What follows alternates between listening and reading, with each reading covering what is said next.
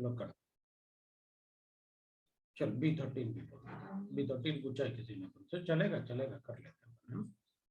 हाँ कभी जरूरत पड़ गया किसी को तो।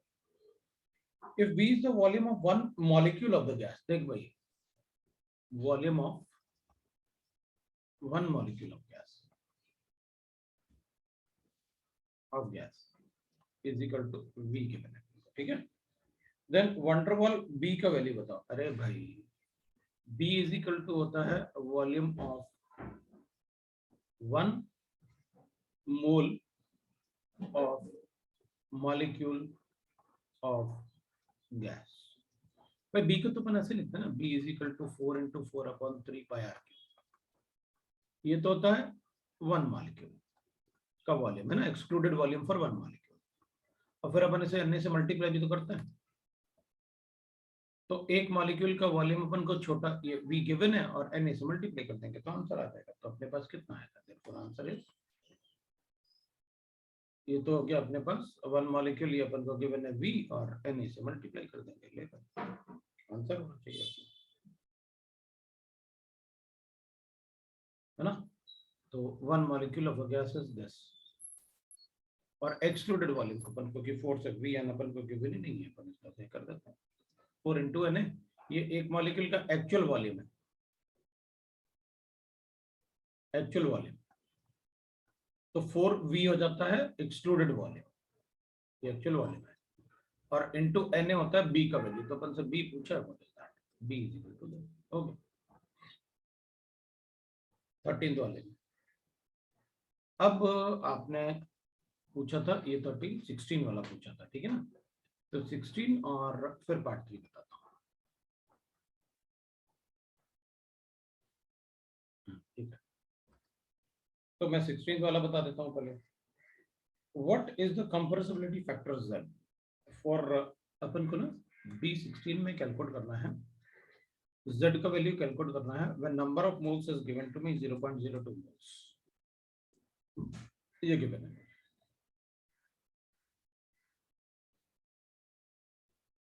Of van der Waals gas at a pressure of this much 0.1, P मुझे 0.1 है। Assume that the size of molecule is negligible। अब इसने कहा अपन से कि assume size is negligible, अपन क्या करेंगे, B is neglected, upon B को क्या करेंगे, नेग्लेक्ट करेंगे। So B is neglected। अब अपन क्या करेंगे, अगर B नेग्लेक्ट करोगे तो P + A/V² into V is equal to होता है NRT। Z कैलकुलेट करना है अपन को, है ना, ठीक है ठीक है। तो इसको क्या करें अपन, पहले V से मल्टीप्लाई करो, PV is equal to A PV plus AN² V is equal to NRT। तो PV will be equal to NRT minus AN² V। इसको RT से डिवाइड करते हैं, so divide by RT, divide by RT, और इधर लिख लेंगे अपन क्या, NRT से डिवाइड कर देते हैं। तो ये मोलर अपन को Z आ जाएगा 1 मोल के लिए। तो लेकिन अपन को मोल्स तो मेंशन्ड है उसमें, तो अपन 1 मोल के लिए क्यों करें, अपन RT से डिवाइड करते हैं। तो इसको भी RT से डिवाइड कर देते हैं। लो भाई अब क्या करें, तो अपन कहेंगे Z आ जाएगा अपने पास, है ना। तो Z आ जाएगा, Z will be equal to, ये हो जाएगा N × 1 माइनस, तो यहाँ पर लिखेंगे अपन AN²/RTV, ठीक है। AN²/RTV चाहिए अपन को, तो इसमें V तो अपन को गिवन नहीं, RT गिवन है, A गिवन है, और V तो गिवन नहीं है अपन को, इसमें वॉल्यूम तो गिवन नहीं है अपन को, वॉल्यूम तो गिवन ही नहीं है इसमें, है ना, वॉल्यूम तो इसमें गिवन ही नहीं है। अब क्या करेंगे अपन कहेंगे विदाउट वॉल्यूम कैसे कैलकुलेट करूंगा यार, और वॉल्यूम कैसे कैलकुलेट करूंगा, ये वॉल्यूम कैलकुलेट करना होगा। विदाउट वॉल्यूम कैसे कैलकुलेट करेंगे, तो अपन क्या सोचेंगे, अपन को आरटी गिवन है, अपन को एन गिवन है, अपन को पी गिवन है। मैं इसको ऐसे कर लेता हूँ, इस इक्वेशन से है, ये वाला इक्वेशन है ना जो अपने पास, इसको ऐसे कर लो, PV square plus A N square, है ना, is equal to N R T V कर देता हूं। So PV square minus N R T V plus A N square is equal to 0 बना लेता हूँ। ए एन स्क्वायर था equal to 0, ये बन गया अपने पास क्वाड्रेटिक। इससे भी कैलकुलेट कर लेते हैं, इससे भी कैलकुलेट कर लेते हैं। अब इसमें v के फॉर्म में आ गया, ये क्वाड्रेटिक इक्वेशन होगी, तो p अपन को गिवन है कितना 0.1 v स्क्वायर माइनस n का वैल्यू अपन को गिवन है, तो nRT अपन को गिवन है, RT क्वेश्चन में गिवन था अपने पास 20 लीटर एटमॉस्फेयर, अपन को ये गिवन है 20 और ये गिवन है अपन को 0.02, है ना। तो अब अपन इसमें कर लेते हैं भाई 0.02 इंटू 20 कर दो, तो 20 के लिए 0.2 इंटू 2.4 हो गया ये, सो 0.4 भी आ गया अपने पास, प्लस ए कितना गिवन था अपन के पास 1000 और एन स्क्वायर, सो अपन लिखेंगे 0.02 इंटू 0.02 इंटू 1000 आ गया। आरटी अपन को गिवन है ना, ए अपन को गिवन है ना 1000, सबके यूनिट एक जैसे, तो 1000 को हटाते हैं तो इसके दोनों जीरो हट गए, ये 2 बन गया पूरा और ये 0.2 बन गया, ये 0.4 बन गया अपने पास, that will be equal to. अब ये दोनों तो जीरो आ रहे हैं, मतलब इसका मतलब ये हुआ कि रूट में जो आता ना ये अपने पास क्वेश्चन जो बोलता है बी स्क्वायर माइनस 4ac, ये तो इक्वल आ रहे हैं।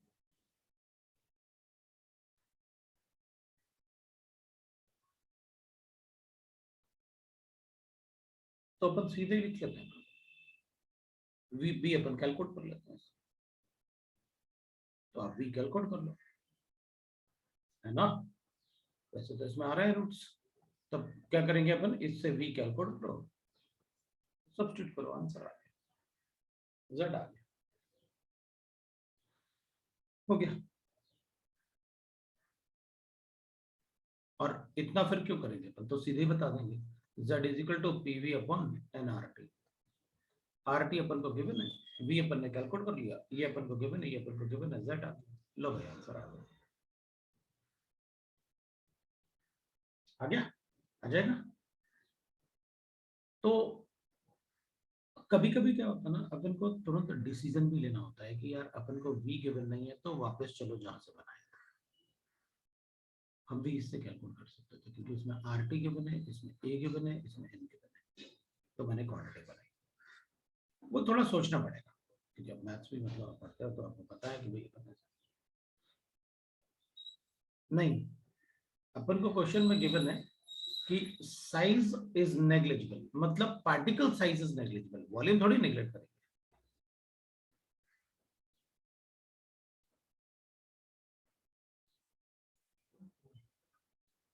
राइट ना भाई। आपको साइज इज नेग्लिजिबल गिवन है, तो साइज क्या होता है, तो बी होता है साइज, तो साइज ऑफ द मॉलिक्यूल,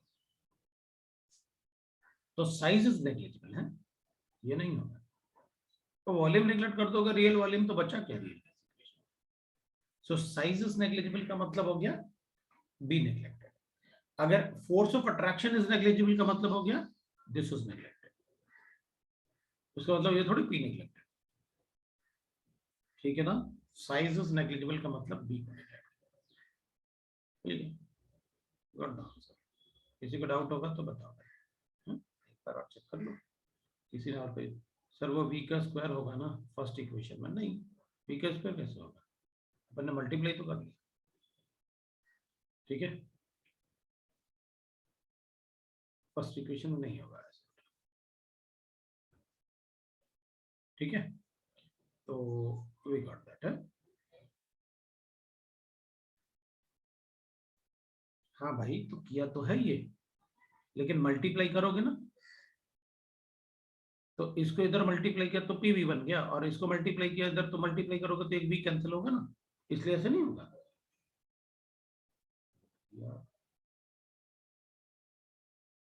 ठीक है, तो अपने पास ये आ गया। अब अपन B16, अब पार्ट 3 पे चलते हैं। पार्ट 3 में B5 और 6 पूछा था आपने, तो मैं पार्ट 3 पे चलता हूँ। अब पार्ट 3 के जो क्वेश्चन है वो लिख लेता हूँ। पार्ट 3 में आपने पूछा था B5 6। अब क्या हुआ, पार्ट 3 का A1 B4 भी है, चले बी में 4 भी चलेगा, चलेगा, बता दो।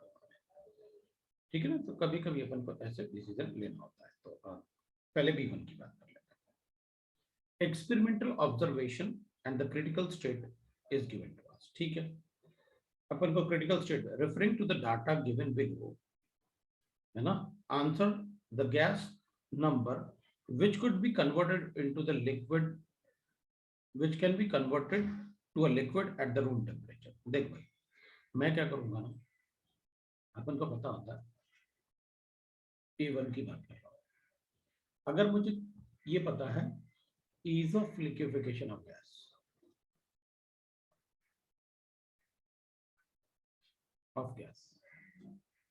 is directly proportional to value of, ठीक है, and we know that TC is equal to होता है 8A/27R। सो यहां से मैं कह सकता हूं कि भाई TC जो होता है that is directly proportional to A, inversely proportional to B। A का वैल्यू काफी ज्यादा डोमिनेटिंग होता है B के कंपैरिजन में। अगर A का वैल्यू ज्यादा है मतलब फोर्स ऑफ अट्रैक्शन ज्यादा है, अगर फोर्स ऑफ अट्रैक्शन ज्यादा है तो बॉइलिंग पॉइंट ज्यादा है। ठीक है, अपन को क्वेश्चन में क्या गिवन है, क्रिटिकल टेम्परेचर गिवन है।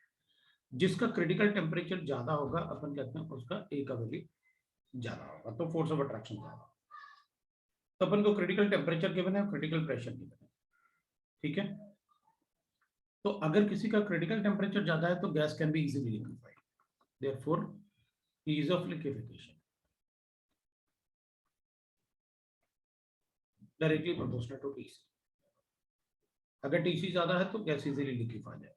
तो अपन को A में पूछा है कि बताओ कौन सा गैस है जो इजीली लिक्विफाई नहीं होगा, जो could not be liquefied easily. तो अपन क्या करेंगे, ease of liquefaction is directly proportional to TC। जिसका TC सबसे कम है उस गैस में फोर्स ऑफ अट्रैक्शन सबसे कम होंगे, तो उसको लिक्विफाई करना मुश्किल होगा, क्योंकि फोर्स ऑफ अट्रैक्शन अगर ज्यादा होंगे पार्टिकल्स में तो लिक्विफाई गैस इजीली हो जाएगा।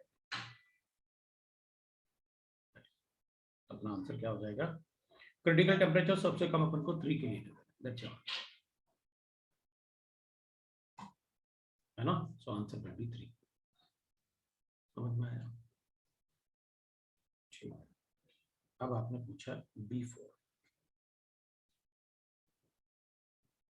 B4 में अपन को गिवन है, अब ये ग्राफ अपन ने डिस्कस किया हुआ है क्लास में। A gas obeys the van der Waals equation for which the graph is plotted। अब पहले मैं ग्राफ बना लेता हूँ, ठीक ना, ताकि मैं आपको जो मुझे बताना है वो मैं आपको, क्योंकि अपन ने ग्राफ तो पढ़ा ही हुआ है क्लास में, लेकिन एक बार अपन ऐसे बना लेते हैं ताकि मुझे थोड़ा आपको समझाना इजी हो जाएगा। अब देख, सेम ग्राफ अपन ने क्लास में पढ़ा हुआ है, और अपन ने भी क्लास में क्या किया था, पीवी का ग्राफ है, और अपन ने क्लास में ऐसे इसमें अपन ने बनाया। अब अपन क्या कहेंगे, अपन ने क्लास में ऐसे बनाए थे भाई, ये स्ट्रेट बिल्कुल ऐसे लाइन होता है और ये ऐसे होता है, और इधर अपन को पता है ये इधर भी अपन ने ऐसे बनाए थे, और थोड़ा और वैसे बना देता हूँ। तो अपन ने क्लास में ऐसे बनाए थे, और इधर भी अपन ने ऐसे लिखा था, और इधर अपन ऐसे बनाया, और फिर अपन ने भी ऐसे क्लास में बनाए थे। तो अपन ने क्या कहा था, यहाँ पर T1 T2 T3, और जो T3 है that is equal to critical temperature, और ये T4 है ना। क्लास में अपन ने पढ़ा था कि यहाँ पर इसमें ना जो ये वाला पार्ट है,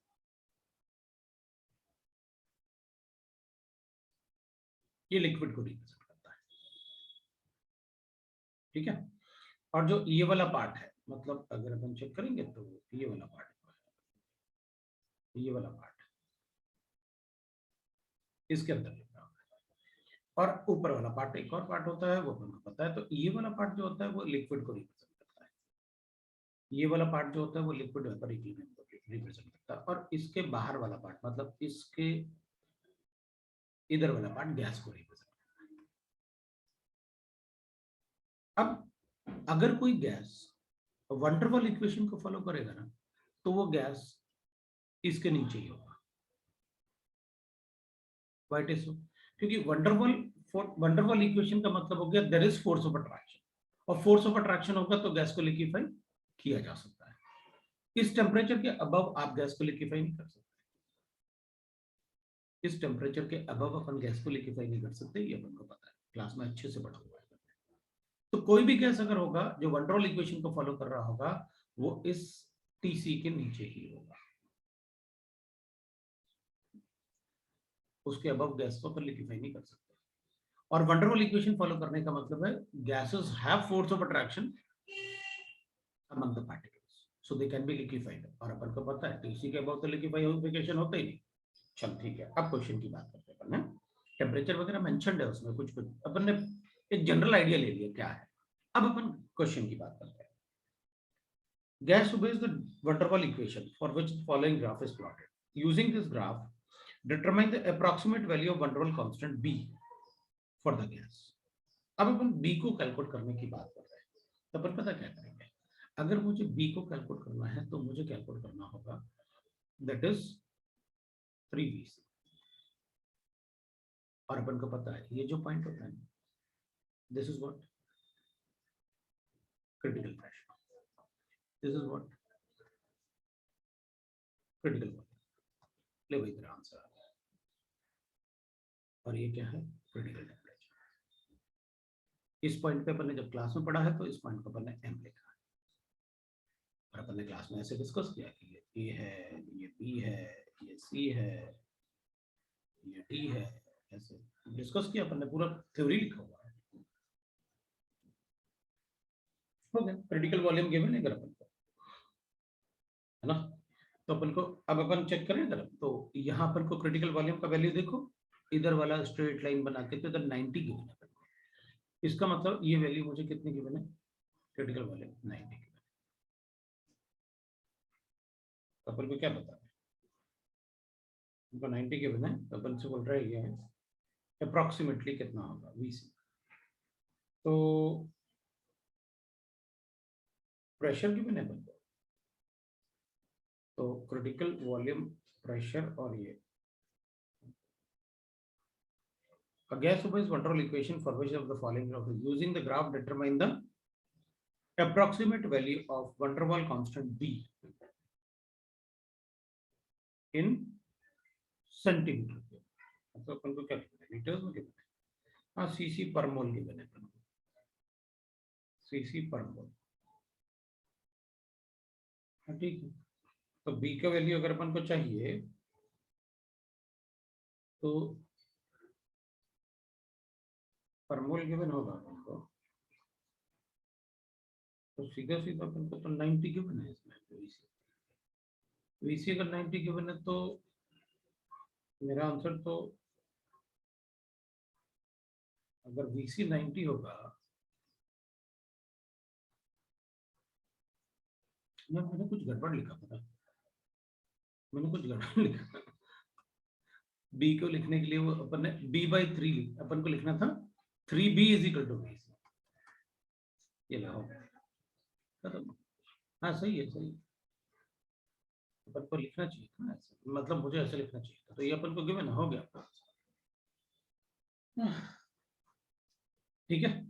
VC is equal to 3B होता है, TC इज इक्वल टू, पहले अपन को यही लिख लेना था ना, VC TC TC, है ना।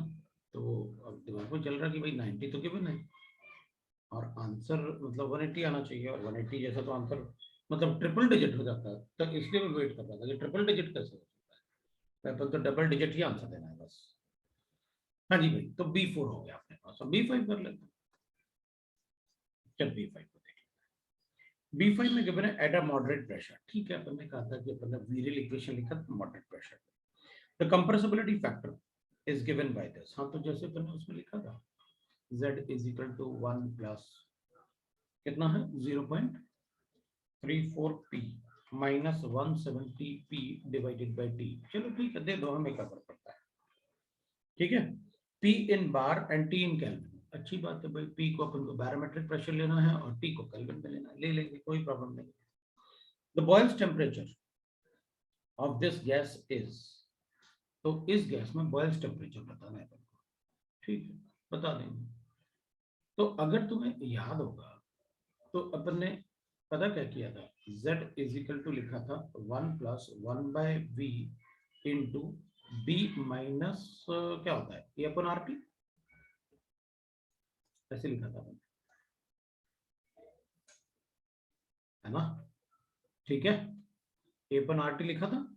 अब मैं पहले इस इक्वेशन को देख रहा हूं, बाद में अपन इससे देखेंगे।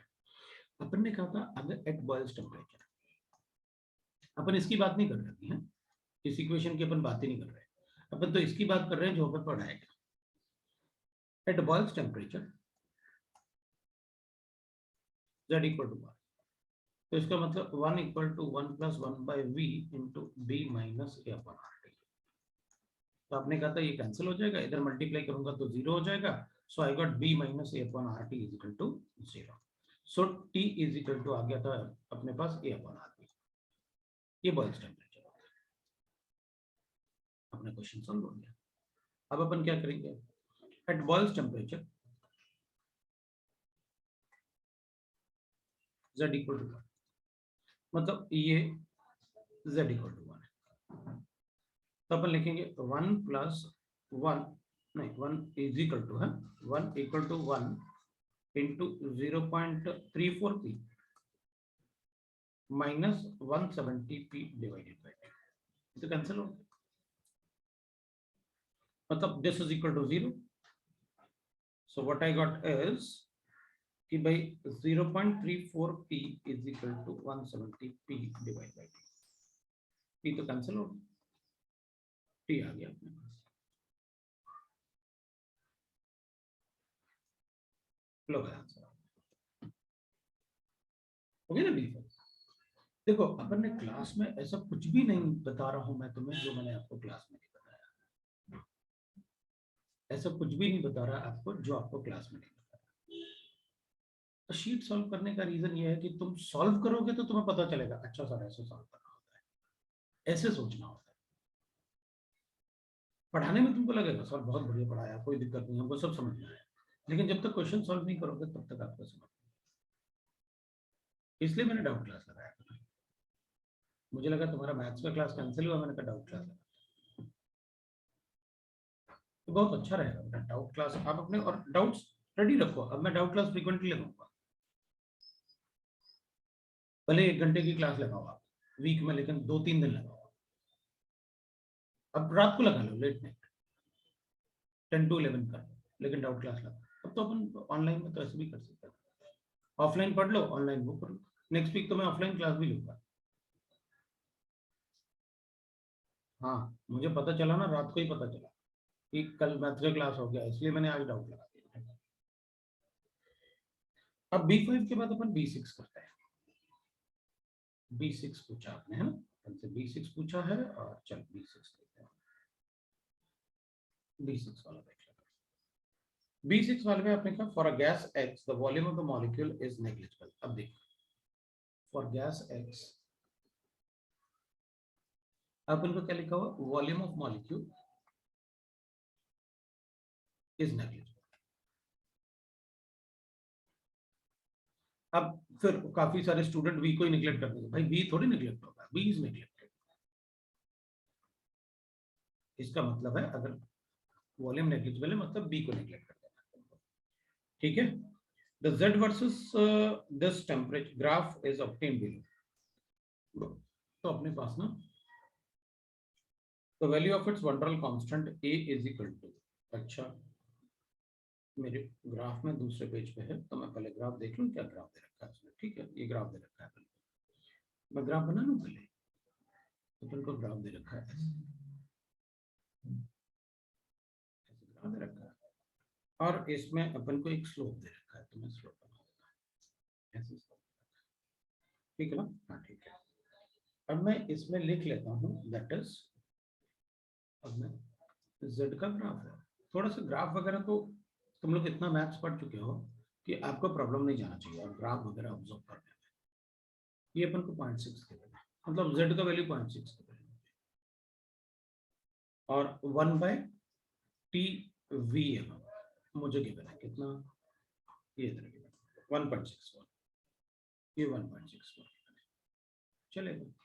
अब क्या चाहिए अपन को? ठीक है, तो अपने पास ये गिवन है, ठीक है। और इसका थोड़ा सा यूनिट का भी ध्यान रखना है, ये अपन को मोल्स पर लीटर पर केल्विन में चलेगा, हमें फर्क नहीं पड़ेगा। अब मैं एक बार देखता हूँ कि ग्राफ पता चल गया। अब अपन देख लेते हैं कि भाई मुझे क्या करना है इसमें। एक मिनट रुकना है,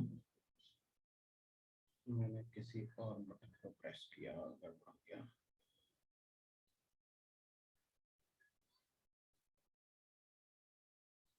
ठीक है, एक मिनट।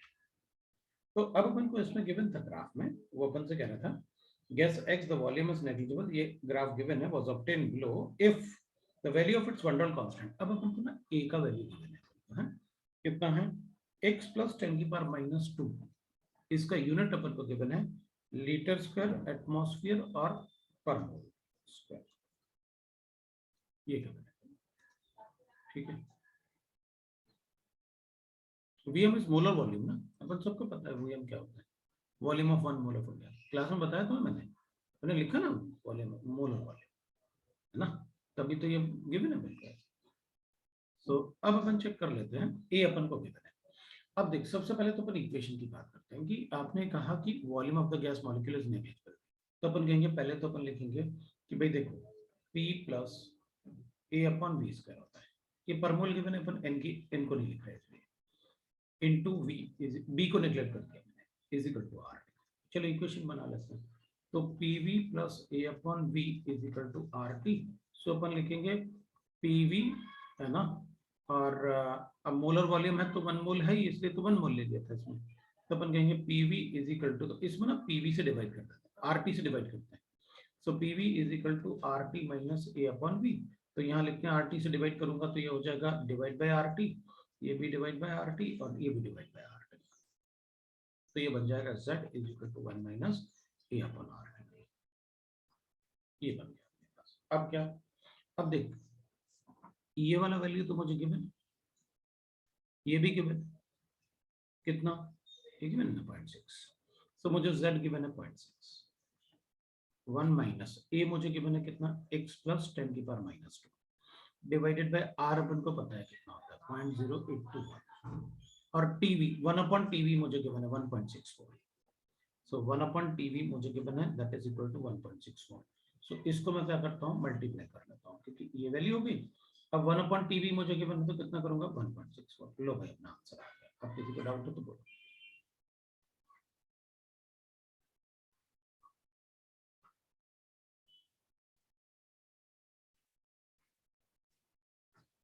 ये आपका राइट, तो वो हो गया डाउट।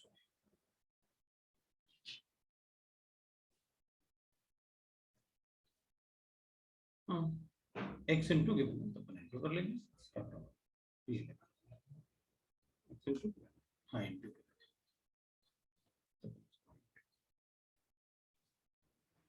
ये हो गया। कर दो, एक्स का वैल्यू कैलकुलेट करो, ये कट दो, ठीक है। आपके पास अब क्या था, बी हो गया।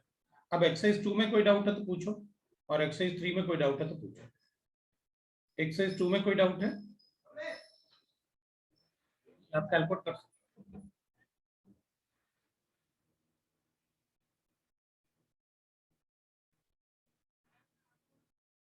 एक्सरसाइज 2 में कोई डाउट है तो पूछो।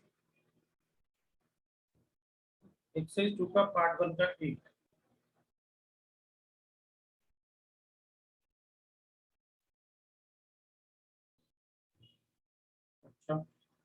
एक्सरसाइज 2 का पार्ट 1 का 8 में नेक्स्ट क्वेश्चन पार्ट 1 में 8 पूछा है आपने और एक्सरसाइज 3 आपने अच्छा फर्स्ट क्वेश्चन दोनों में ही चलो एक्सरसाइज 3 अपन कर वन पार्ट 1 में भी 1 और पार्ट 2 में भी 1 चलो ठीक है पहले पार्ट 1 का 8 कर ले अपन ये वाला एक्सरसाइज 2 के पार्ट 1 का 8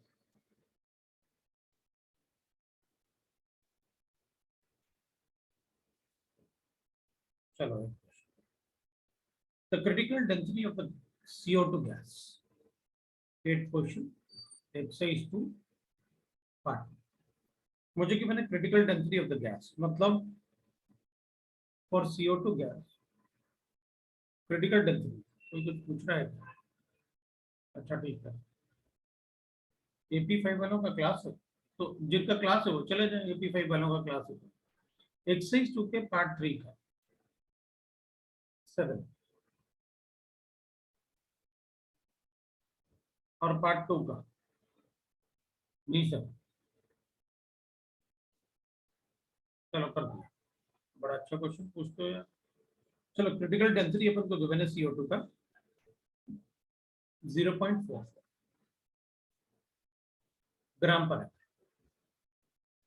ठीक है at a certain temperature if R is the radius of molecule तो R क्यूब इन सेंटीमीटर बताना है तो R क्यूब कैलकुलेट करके बताना है तुमको क्या है सेंटीमीटर तो CO2 में क्या है अपन को क्रिटिकल डेंसिटी गिवन है तो डेंसिटी इज इक्वल टू होता है मास अपन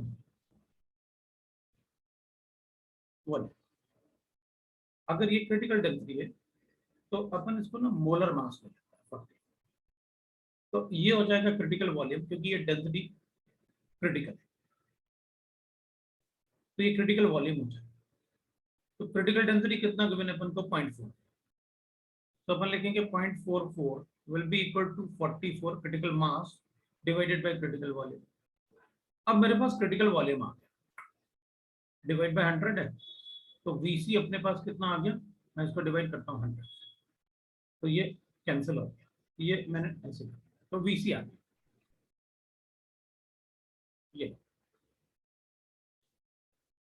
है ना अपने पास क्रिटिकल वॉल्यूम आ गया ठीक है अब क्रिटिकल वॉल्यूम जो है ना अपने पास वो ml में है मतलब सेंटीमीटर क्यूब तो अब अपन क्या करेंगे बस हो गया रेडियस रेडियस क्या होता है अगर अपने के पास क्रिटिकल वॉल्यूम है तो VC is equal to 3B बताया था आपने तो 3 इंटू हो जाएगा 4 इंटू 4/3 पाई आर क्यूब लो भाई हो गया आर क्यूब आपने पूछा है मुझसे बता देता हूँ इंटू NA करना भूल गया क्योंकि B ये होता है ऐसे ये होता है B 3B तो अपन क्या करेंगे आपने पूछा मुझसे कि आप आर क्यूब कैलकुलेट करो तो ये तो 100 गिवन है मुझे so I will write that 100 will be equal to 3 into अच्छा अपन को आंसर भी पाई और n के बीच में उसमें गिवन है तो अपन क्या करते हैं ये 3 हो जाएगा तो ये वाला 3 तो कैंसिल ही कर देते हैं बचा अपने पास 4 तो अपने पास बचा 4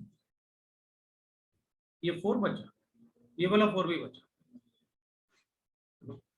तो 16 into 16 pi into n into R cube बच गया अपने पास है ना तो अपने पास क्या आ जाएगा R cube will be equal to 100 divided by 16 pi n आ जाएगा देखो 16 पाई n 16 वाला तो कुछ है नहीं लेकिन अपन को कैंसिल करें 4 से तो ये 25 आ जाएगा ये 4 आ जाएगा पाई n आ जाएगा लो भाई आ गया 8 क्वेश्चन हो गया ना 8 क्वेश्चन ठीक है अब पार्ट 2 का क्वेश्चन नंबर अपन ले लेते हैं पार्ट 2 का क्वेश्चन नंबर 7 ले लेते हैं पार्ट 2 के क्वेश्चन नंबर 7 में देख लेते हैं टू इवैल्यूएट अपन को गिवन है पार्ट 2 का question number 7 to evaluate this much ml steel container ठीक है to an evacuated, evaluating to an evacuated. अच्छा, अपने पास एक स्टील कंटेनर गिवन है ना, इसका वॉल्यूम गिवन है मुझे कितना, 0.5042 लीटर्स, ये गिवन है मुझे। एडेड कितना अपन ने इसमें ना CaCO3 ऐड किया 25 ग्राम, ठीक है।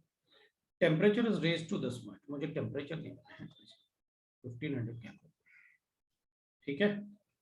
For a complete decomposition of the salt, अच्छा इसका डिकम्पोजिशन करवा देते हैं भाई, CaCO3 है, डिकम्पोज करके अपन सबको पता है कैल्शियम ऑक्साइड बनाएगा, सॉलिड बन जाएगा, प्लस CO2 बन जाएगा, ये गैस, ठीक है। If the density of calcium oxide is given to be, मुझे इसकी डेंसिटी गिवन है, डेंसिटी कितना गिवन है 3.3 ग्राम पर cc गिवन है, चलेगा। Find the accurate pressure developed in the container using the van der Waals equation of state. The van der Waals constant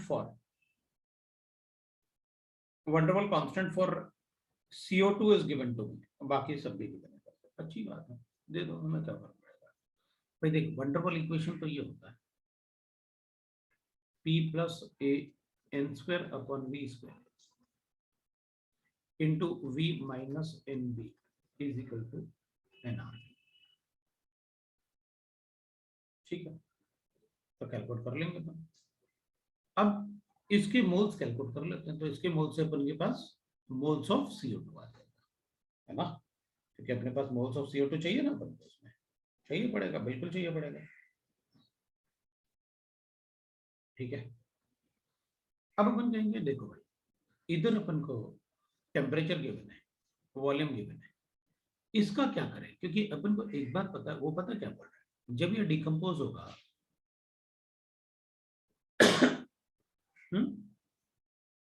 तो इसमें कुछ पार्ट सॉलिड का CaCO3 भी ऑक्युपाई करेगा, CO सॉलिड भी ऑक्युपाई करेगा, तो वो कह रहा है एक्यूरेट प्रेशर कैलकुलेट करो आप। तो अपन को ये कैलकुलेट करना है कि इसने कितना वॉल्यूम ऑक्युपाई किया, जितना वॉल्यूम इसने ऑक्युपाई किया होगा वो इससे माइनस करना पड़ेगा, समझ गए ना, वही पूछ रहा है भाई, वो ये तो पूछ रहा है क्वेश्चन कि अपन ने उसमें एक इतने वॉल्यूम का एक स्टील कंटेनर था, उसमें कैल्शियम कार्बोनेट ऐड किया और अपन ने इसको हीट किया 1500 केल्विन पे, क्योंकि 1000 पे ये डिकम्पोज होता है, 1500 पे कंप्लीट डिकम्पोजिशन हो जाएगा।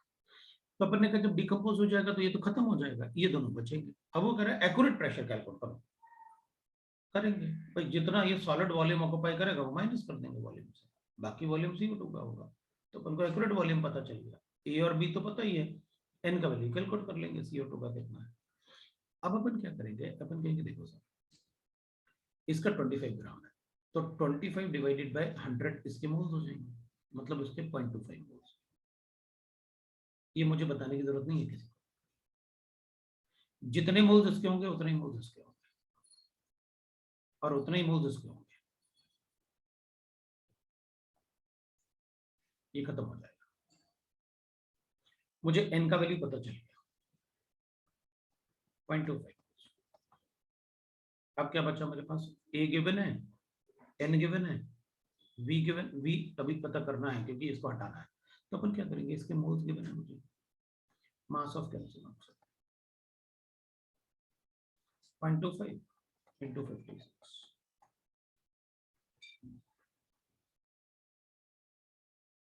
अब देख, मुझे आपने कैल्शियम ऑक्साइड की डेंसिटी दे दी, मास भी दे दी, वॉल्यूम में क्या होगा,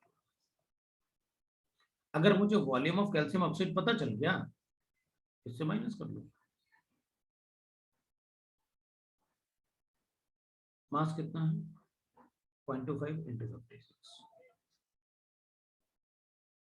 डिवाइडेड बाय डेंसिटी कितनी, वो अपन वॉल्यूम कैलकुलेट कर लेंगे, वॉल्यूम ऑफ लिख लेते हैं अपन, वॉल्यूम ऑफ सी है इज इक्वल टू कितना आएगा वॉल्यूम अपने पास, मास, मास कितना गिवन है 0.25 into 56 डिवाइड बाय कितना करना पड़ेगा, डेंसिटी कितनी गिवन है अपन को 3.3, ये दबाया हो गया। Therefore, accurate volume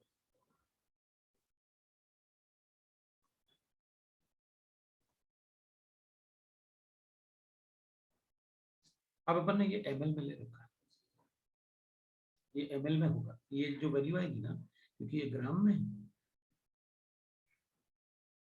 है ना, और ये पर ml है डेंसिटी, इसका मतलब जो वॉल्यूम आएगा वो ml में आएगा।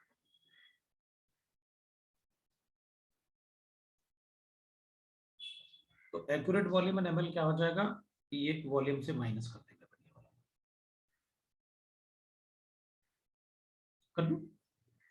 सो 504.2 माइनस, इसको मल्टीप्लाई करता है, ये कितना होगा, मतलब इसका आधा हो जाएगा 56 का, कितना हो जाएगा 25 प्लस 3 28, और 28 का भी आधा होगा तो 40, 14 है, 14/3।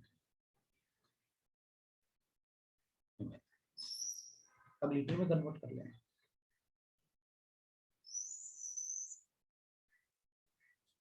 और अगर अपन चेक करेंगे ना, तो मेरे ख्याल से ये जो वैल्यू आएगी ना, ये 500 के आसपास ही आ गया टोटल, ये 4.2 के आसपास ही आ जाएगा, ये 500 ही आ जाएगा। 500 ml का मतलब वॉल्यूम अपना 0.5 लीटर आ गया। लो भाई, पी कैलकुलेट करना, ये अपन को गिवन है, कितना गिवन है 4, है ना, 4, एन अपन को गिवन है, divide by V square, V अपन को 0.5 प्लस किया, ये एटमॉस्फेयर में आ जाएगा है, वॉल्यूम अपन को गिवन है 0.5, 0.25, और वॉल्यूम बी कितना गिवन है 0.04। एक मिनट रुकना, मैंने माइनस करना था और प्लस कर मल्टीप्लाई हो गया, minus 0.25 into 0.04 is equal to NRT. अब एनआरटी कर लो, अब एनआरटी भी डाल ही देता हूँ ना, ये लिखा था इसलिए नहीं लिखा था, एन अपन को पता है 0.25, R1/12 ले लेता हूँ और मल्टीप्लाई बाय 1500 कर लेता हूँ, ये लो भाई आंसर आ गया।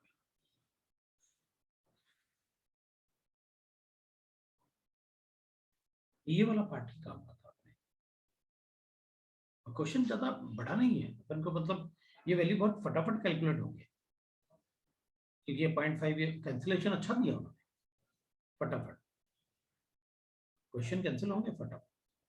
लेकिन ये वाला पार्ट आपको वो एक्यूरेट लिख दिया ना, एक्यूरेट प्रेशर कैलकुलेट करो, तो अपन को एक्यूरेट वॉल्यूम लिखेगा।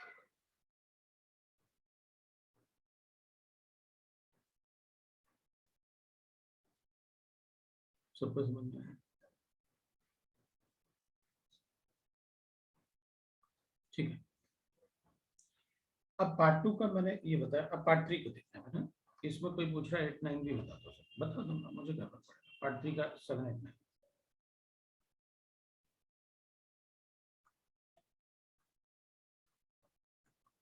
7 से ही शुरू कर लेता हूँ, पार्ट 3 का 7 8 9 चलेगा।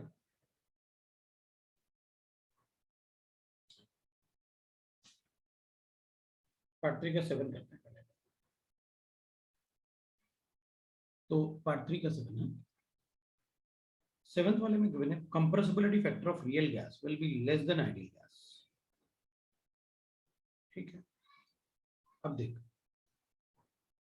For ideal gas z equal to 1 होता है, and for real gas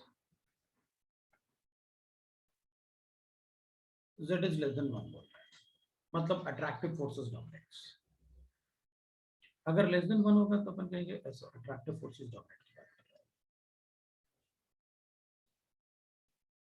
so attractive forces dominate,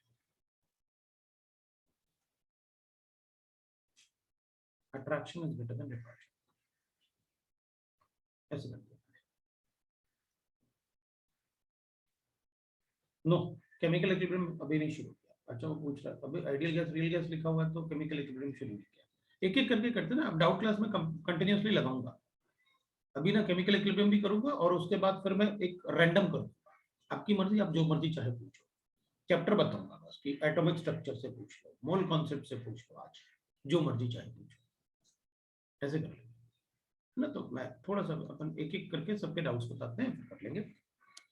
अब अपन को एक बात पता है, देख, अगर कोई गैस ऐसे है तो z लेस देन 1 है, अगर कोई गैस ऐसे है तो ये टीबी होता है, ये टीबी है ना। बॉयल्स टेम्परेचर पे आइडियल गैस जैसे बिहेव करेगा। अब उसके ऊपर होगा तो आइडियल गैस होगा, नीचे होगा तो अट्रैक्टिव फोर्सेस होगा। मतलब यहाँ पर अपन टीसी की बात करेंगे, अट्रैक्टिव फोर्सेस होंगे तो लिक्विफिकेशन होगा ना, और टीसी के नीचे अगर टेम्परेचर तो लिक्विफिकेशन होता है, पक्का। टीसी होता है तो लिक्विफिकेशन होता है, और एट टीसी अपन को पता है, एट टीसी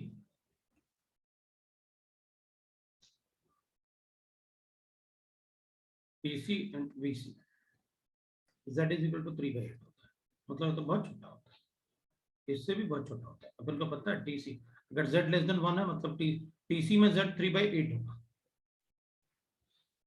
लेस देन 1 हो गया ना। चलो अपन बात करते हैं, अब क्वेश्चन पढ़ते हैं। मैंने अभी समझाया, अभी क्वेश्चन नहीं पढ़ा मैंने, क्वेश्चन को कुछ भी नहीं किया मैंने, अब तक आपको बताया कि मैंने तुमको क्या बताया क्लास में। अब बात करते हैं कि चलो सर ने जो बताया उसके बेसिस पे क्या करेंगे।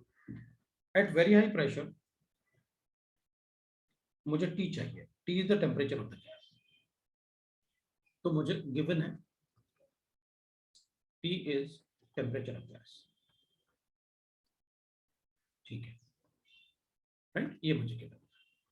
अब ऑप्शन ए में गिवन है अपन को कि at very high pressure, very high pressure मतलब ऊपर की बात कर रहा है, z ग्रेटर देन 1 होता है वेरी हाई प्रेशर पर। At very high pressure when t is greater than t, obvious सी बात है, वेरी हाई प्रेशर पर तो इससे ऊपर ही होगा, दैट्स करेक्ट।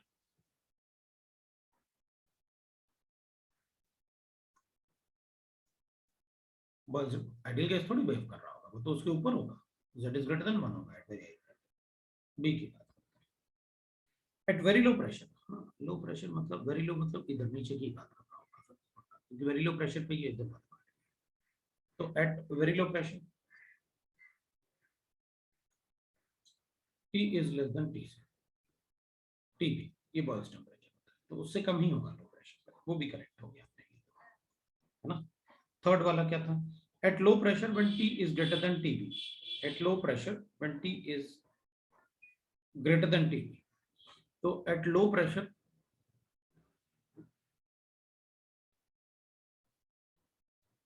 ये तो सी वाला हो गया अपने, ये सी वाला हो गया। डी बी वाला कुछ और था, बी वाले में तो कह रहा था at very high pressure, at very high pressure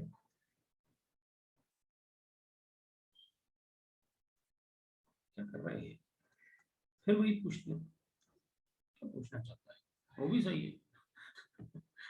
इसी को पूछ लिया वापस, तो साइन चेंज करके बस, ये भगवान। चलो अब हमको पता चल गया एट लो प्रेशर व्हेन, अब इसी को पूछ लिया at low pressure when T is greater than T. अब अगर ये सही है तो ये थोड़ी सही हो सकता है,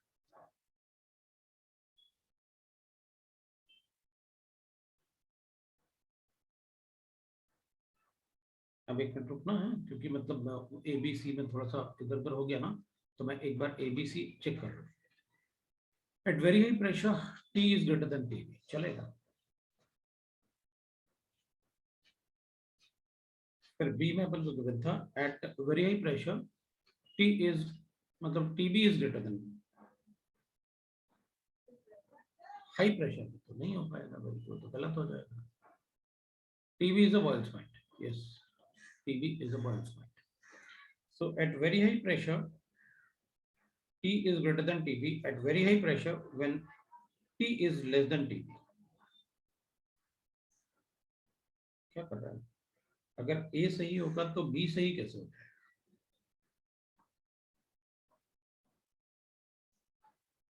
उसने तो पता क्या लिखा है, उसने लिखा यही TB इज ग्रेटर देन, नहीं T ग्रेटर देन TB होगा, इसलिए मैंने कहा था कि मुझे एक बार चेक कर लेने देना, क्योंकि एक बार वो गलत हो गया ना, वैसे मैं एक बार चेक करूँ। तो अगर ये सही है at very high pressure T is greater than T, सी बात है।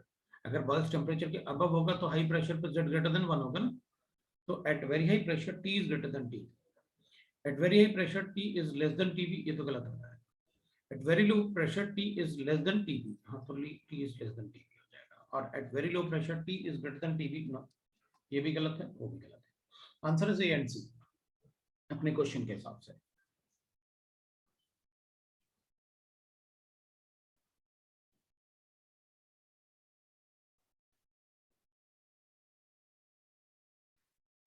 ठीक है, ये अपना आंसर होगा। अब क्वेश्चन नंबर 8 की बात करता हूं मैं।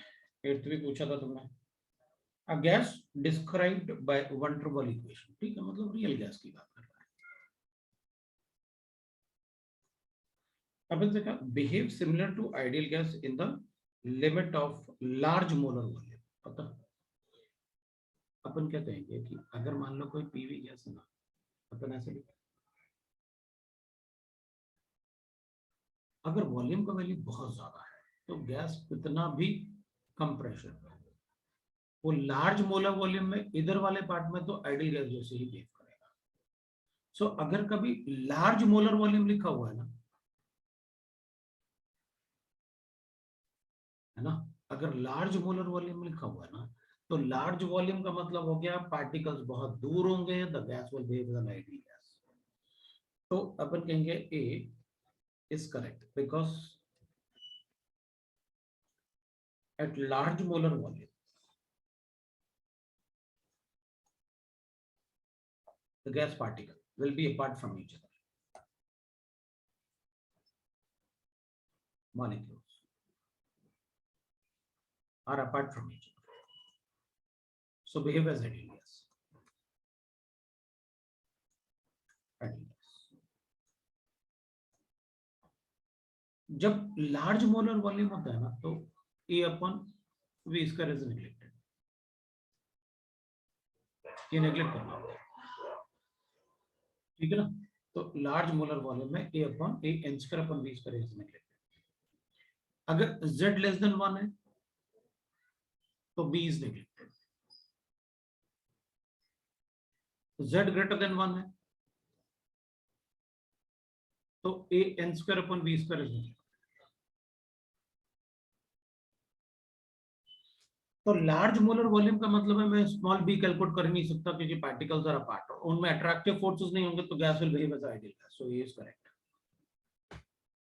बी वाला, behave similar to ideal gas in the limit of pressure range, no, limit of pressure range नहीं, ये प्रेशर तो कांस्टेंट रहता है, तो गलत हो जाएगा। नो, प्रेशर रेंज में कोई लिमिट नहीं, इधर पूरा प्रेशर रेंज अपन ने कैलकुलेट किया। It is only possible if it is mentioned that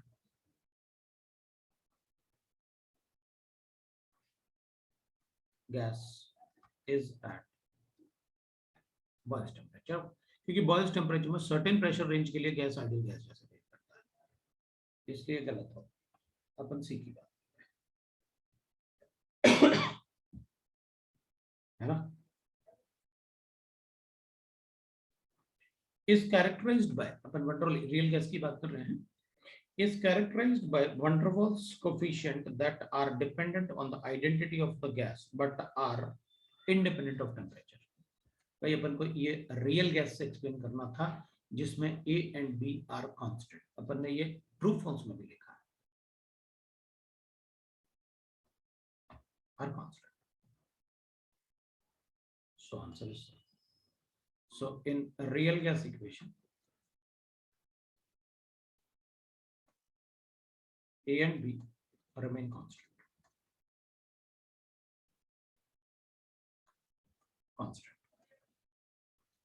because temperature is constant,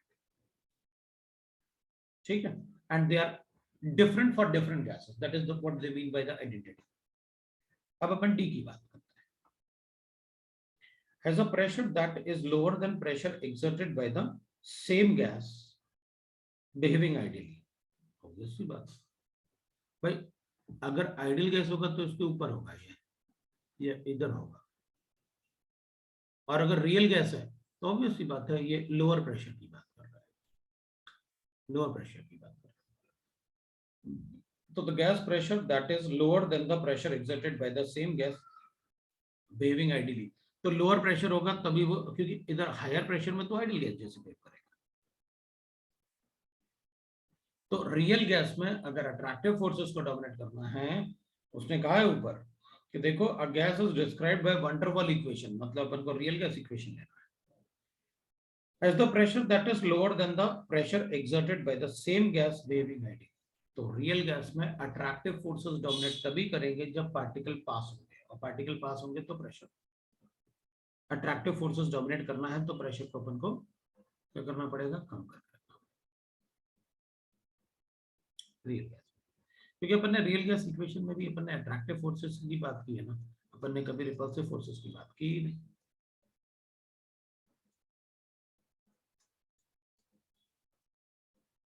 low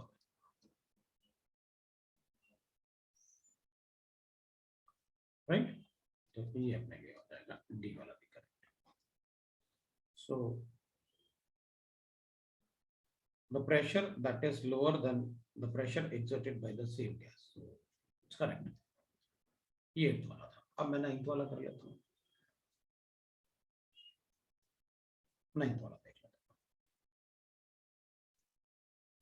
9th वाले में मतलब अपन ने क्लास में किया हुआ है सेम क्वेश्चन, अपन देख लेते हैं भाई। 9th वाले में the graph is given to us,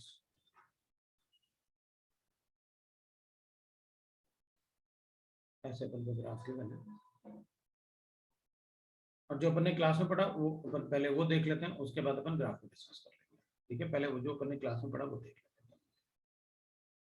class में अपन ने पढ़ा z वर्सेस, ये ग्राफ किसका, z वर्सेस p का ग्राफ है। ठीक, तो अपन को पता है कोई गैस अगर ऐसे है तो it can not be liquefied, अगर कोई इधर है तो इट कैन बी लिक्विफाइड। ठीक है, और अगर कोई गैस अपन को ऐसे गिवन है तो लो प्रेशर रेंज में वो लिक्विफाई हो सकता है, इधर लिक्विफाई नहीं हो सकता। अपन को गैस ऐसे गिवन है, ये 1 है, ये 2 है, ये 3 है जो आइडियल गैस होगा, और ये 4। चले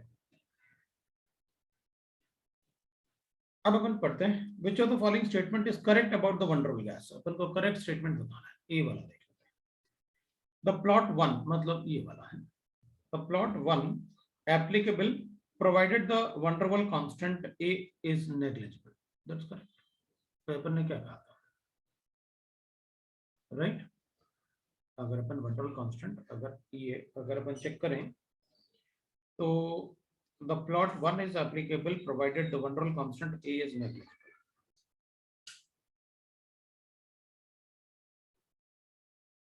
अब अगर 1 की बात करें तो अपन ने कहा था कि भाई फॉर हाइड्रोजन एंड हीलियम, ऐसा ग्राफ बनाया था मैंने, और अपन ने कहा था कि इनके लिए z is always greater than 1। Why it is so? Because इनमें repulsive forces dominate than the attractive forces। भाई अगर ये इधर है तो इसमें क्या होगा, a upon v square is neglected। अगर ये ग्राफ ऊपर जाता है तो z is greater than 1, so repulsive forces dominate।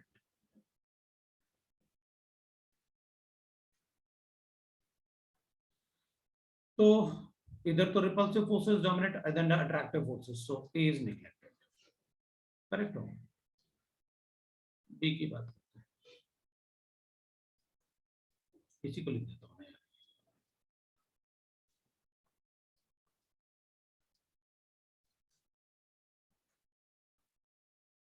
b की बात। Plot 2 applicable provided the van der Waals constant, हाँ तो ठीक है ना, इधर तो अट्रैक्टिव फोर्सेस ज्यादा होता है, बी इज नेग्लेक्टेड। अभी थोड़ी देर पहले पीछे पेज का लिखा हुआ है, तो सही हो गया, बी इज नेग्लेक्टेड।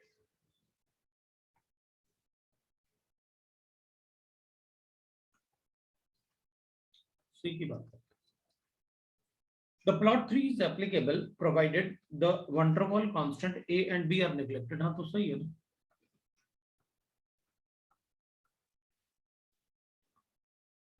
इसमें दैट इज 1 ना। अब डी की बात,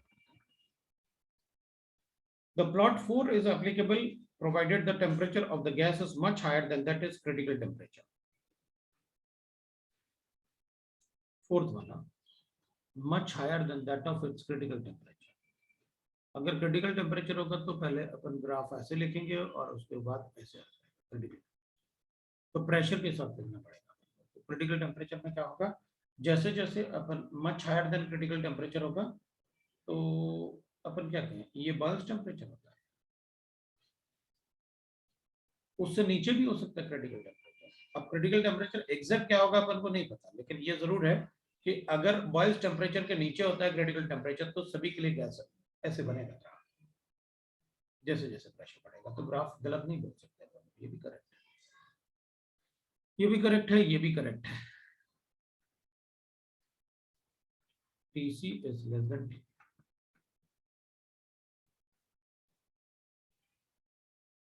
And right now that will be less than T.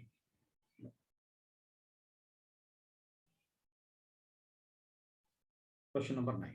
अब एक्सरसाइज 3 का पार्ट 1 पार्ट 2 पूछा था आपने। ये देखो ये पढ़ने वाला काम है ना, वेरियल इक्वेशन। अब क्लास में अटेंड नहीं किया था आपने, मतलब वेरियल इक्वेशन क्लास में अटेंड किया होगा ना,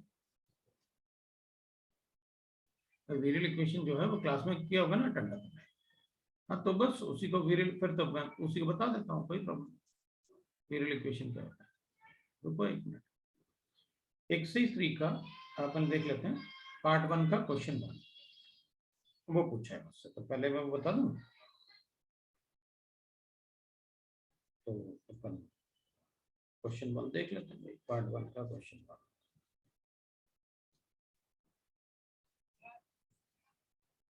एक्सरसाइज 3 के पार्ट 1 का क्वेश्चन 1। अब क्वेश्चन 1 में अपन को गिवन है for 1 mole of van der Waals gas, तो अपन को गिवन है for 1 mole of van der Waals gas B is equal to 0 and T is equal to this। तो अपन को गिवन है B is equal to 0, T is equal to 300 kelvin, ठीक है। तो अपन को गिवन है B is equal to 0, T is equal to,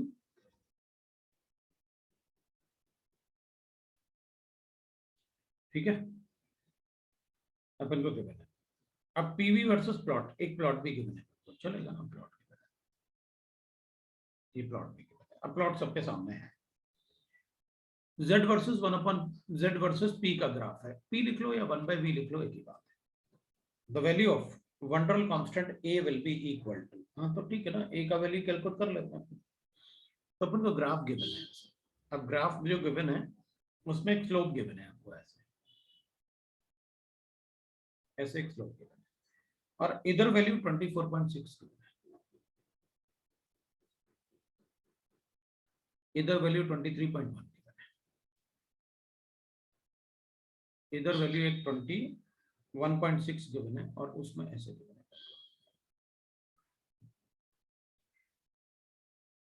क्या है अपने लिए, ये 2 गिवन है, और ये गिवन है अपन को 21.6, 21.6, ठीक है। और एक गिवन है अपन को 20.1, ये मुझे 20.1 भी गिवन है, 20.1, और ये भी गिवन है मुझे, तो बराबर ये मुझे 3 गिवन है, ये लीटर्स में गिवन है अपन को, पर लीटर है, ठीक है। तो अब ये कह रहा है अपन को बी नेग्लेक्ट करना है और वैल्यू ऑफ ए बताओ, किसमें, एटमॉस्फेयर लीटर में, बताएंगे ना क्या प्रॉब्लम है उसमें। तो अपन कहेंगे देख, अपन को पता है अगर बी नेग्लेक्ट करोगे तो P plus A upon V square, 1 mole of gas के लिए लेता है, वी इज इक्वल टू, क्योंकि मोल्स तो पता ही नहीं, उसने 1 लिख ही रखा है क्वेश्चन में, RT। तो पीवी इज इक्वल टू हो जाएगा 1 प्लस, ये उधर जाएगा तो 1 माइनस होगा ना ए upon RT, 1 minus A upon RT, ठीक है। अब अपन को एक बात पता है, इसमें ये z हो जाएगा, z के लिए अब ये हो जाता है y equal to C plus x अपन को 1/v के बनेगा, तो m का वैल्यू हो जाएगा दैट इज इक्वल टू, क्या होता है m का वैल्यू, स्लोप होगा ना, that is a upon RT। अब इसमें स्लोप नहीं कैलकुलेट कर सकते तुम, ये y एक्सिस है और ये x एक्सिस है, अगर तुम्हें y का डिफरेंस गिवन है और x का डिफरेंस गिवन है तो स्लोप कैलकुलेट नहीं कर सकते तुम, क्यों? स्लोप कैलकुलेट नहीं कर सकते तुम, है?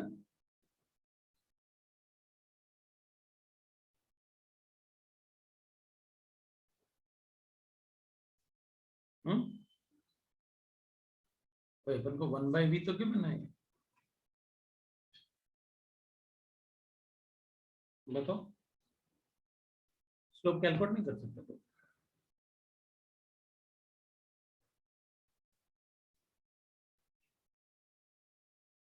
अब कहेंगे भाई सीधा सीधा स्लोप लिखता हूँ,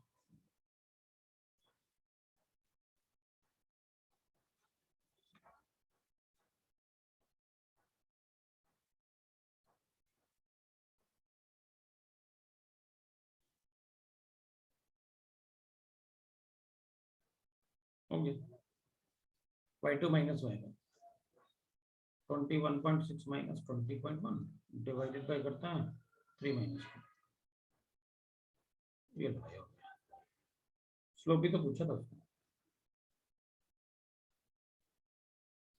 1.5।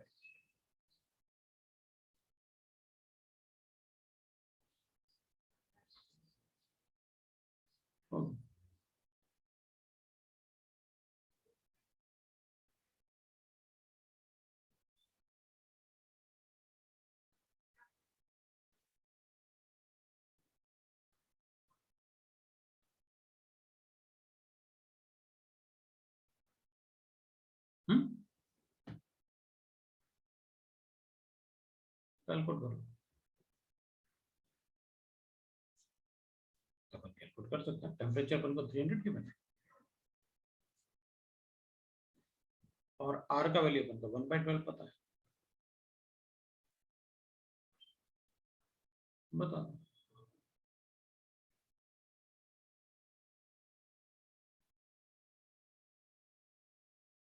A का वैल्यू, ठीक है। अब क्वेश्चन नंबर 2 के लिए परेशान है सब। क्या है क्वेश्चन नंबर 2 में? 2 में गिवन है अपन को 1 मोल ऑफ मोनोटोमिक गैस। भाई अगर इसको फॉलो करेगा तो इसका मतलब है repulsive forces are greater than attractive forces.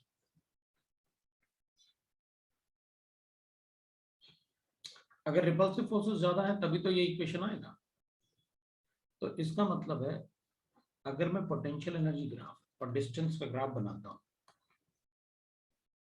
अपन ने बॉन्डिंग पढ़ा था, केमिकल बॉन्डिंग, तो अपन ने कहा था कि अगर दो एटम है ये आपस में अप्रोच करेंगे तो एक पॉइंट पे आके अट्रैक्शन होगा, will get a graph like this. यहाँ मैक्सिमम अट्रैक्शन होगा उनके बीच में। अब अगर मान लो इनके बीच में अट्रैक्शन है ही नहीं तो ग्राफ कैसे होगा? सिर्फ रिपल्शन है तो अपन कहेंगे ग्राफ ऐसे होगा। फिर तो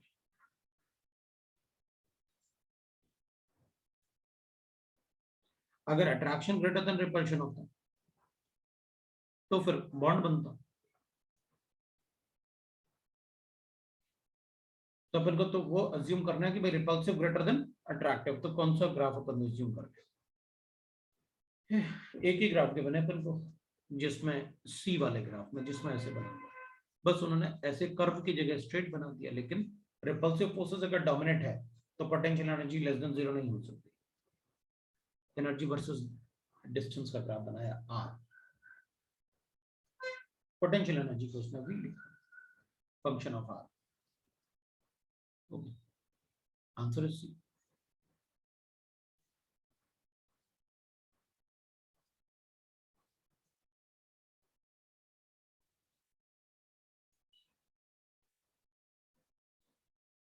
नेक्स्ट बताओ, ए आई ट्रिपल वाला ना, तो पार्ट 2 का क्वेश्चन 1, एक्सरसाइज 3 के पार्ट 2 का क्वेश्चन 1। क्वेश्चन नंबर 1 में A and B are van der Waals constants for gases. Chlorine is more easily liquefied than ethane because, देख भाई, Cl2 is easily liquefied,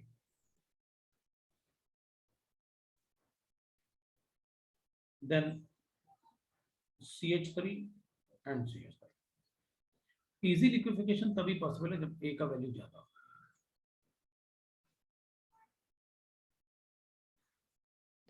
ठीक है, अब अगर अपन Cl को लिखें तो ऐसे लिखेंगे और CH3 इज लाइक दिस।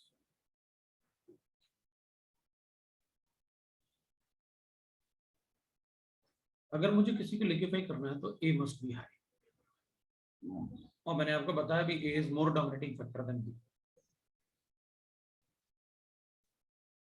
तो अगर ये इजीली लिक्विफाई होगा ना, it means A is high. तो ease of liquefaction is directly proportional to value of A। और अगर B का वैल्यू कैलकुलेट करें, क्योंकि B की बात भी कर रहे हैं,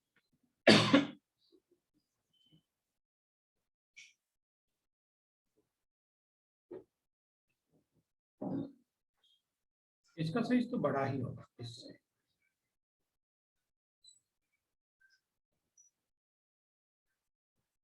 वैल्यू ऑफ B ना बड़ा होगा इससे, लेकिन A का वैल्यू इससे बड़ा होगा, तभी वो इजीली लिक्विफाई होगा। लिख दो, ease of liquefaction चाहिए तो वैल्यू ऑफ A Cl2 का ज्यादा ही होना चाहिए CH3 और CH3, ये देखना। एंड वैल्यू ऑफ B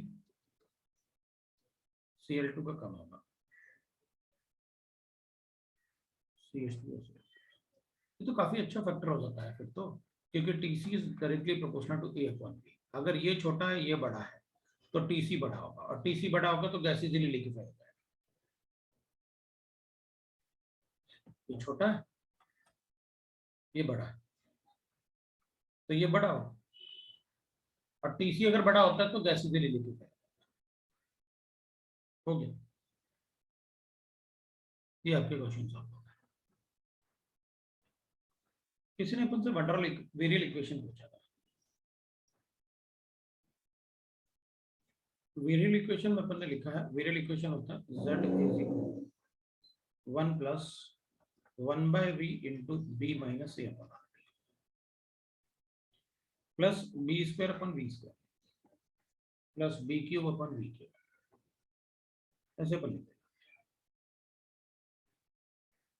अगर आइडियल गैस है तो ये 1 हो जाए।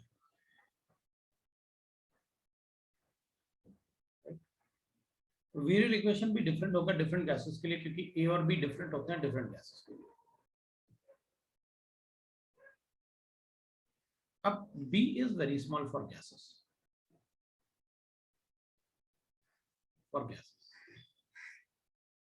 and V is volume of vessel.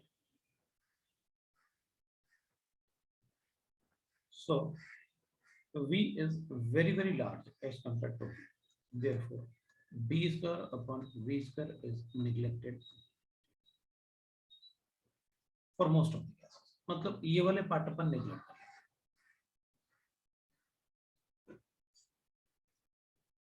लेकिन अगर बहुत हाई प्रेशर है तो इनका भी इंपॉर्टेंस होगा, थोड़ा थोड़ा बढ़ता जाएगा जैसे जैसे, क्योंकि ये अपन मॉडरेट प्रेशर पर लेते हैं,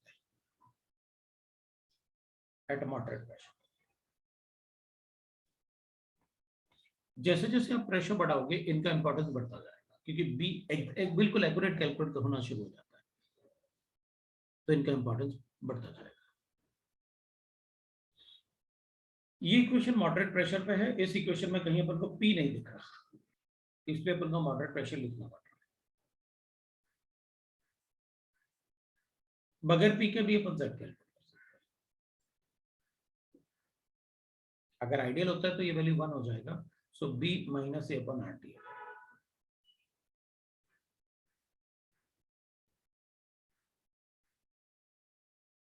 This is first variable coefficient, this is second variable coefficient, this is third variable coefficient, this is fourth variable coefficient, and so on. ऐसे ही क्वेश्चन पूछे।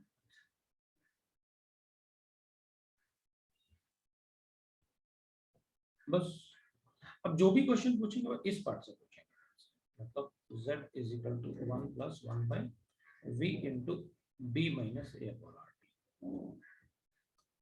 इससे ही पूछेंगे। फिर थोड़ी देर पहले अपन ने क्वेश्चन भी किया, ये बना, उन्होंने ऐसे बना के दे दिया, हमने इससे कोरिलेट कर लिया। उन्होंने कहा था कि बॉइल्स टेम्परेचर पे मतलब जेड का वैल्यू 1, जेड का वैल्यू 1 होगा तो अपन ने कैंसिल कर लिया, ठीक कैलकुलेट कर लिया।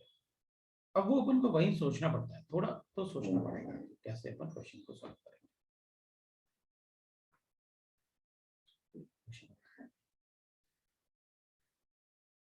डेरिवेशन कोई नहीं पूछने वाला, डेरिवेशन करो आएगा ही नहीं, सब ऑब्जेक्टिव। स्कूल में भी नहीं पूछ सकते, अब तो स्कूल में वैसे भी नहीं पूछते।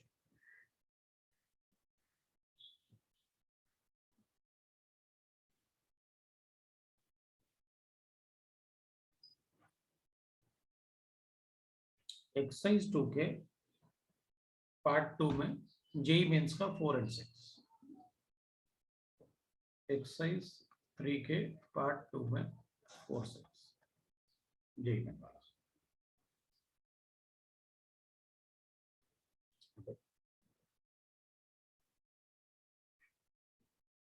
कौन सा पूछ रहा है? एक्सरसाइज 3 के पार्ट 2 में 4 और 6 कहाँ है? 4 और 6 तो है क्या? ऑनलाइन बोल रहा है, ऑनलाइन में है 4 और 6। हाँ ठीक है, अपन को गिवन है फोर्थ वाले में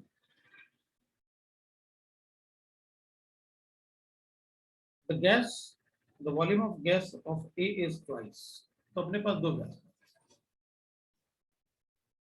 वॉल्यूम ऑफ B को, the compressibility factor for A is thrice the compressibility factor of B, the compressibility factor of A is thrice than that of so ZC of A is thrice the ZC of B, ठीक है। अब ये कह रहा है कि the pressure of the gas A for equal number of moles, so pressure of A in terms of pressure of B for equal number of moles, ठीक है। तो अपन कहेंगे देखते ZC of A is equal to PC VC upon RT and ZC of B PB VB upon RTB, moles are equal, RTB equal, तो बचा क्या अपने पास? इसका ही रेशियो ले लो तो कैंसिल ही होगा। तो अपने पास ZC of A upon this, तो अपन ऐसे लिख लेते हैं ZC of A divided by B को ले लेते हैं ना, तो A is equal to, yes इसको भी ले लेते हैं बस, थ्राइस है, एक ही बात है।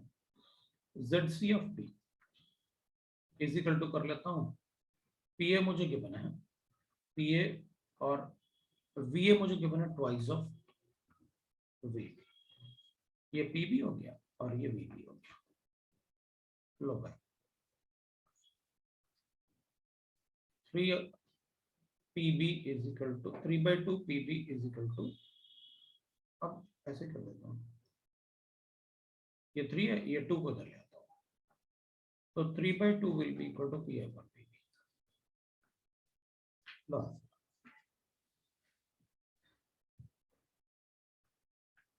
क्वेश्चन नंबर 6 वाले में आपने गिवन है मुझे मोलर वॉल्यूम के लिए, मतलब अट्रैक्टिव फोर्सेस, नेग्लिजिबल और रिपल्सिव फोर्सेस ऑटोमेटिक, आपने बी कैलकुलेट किया ना, तो बी तो सिर्फ हाई प्रेशर पे कैलकुलेट होता है।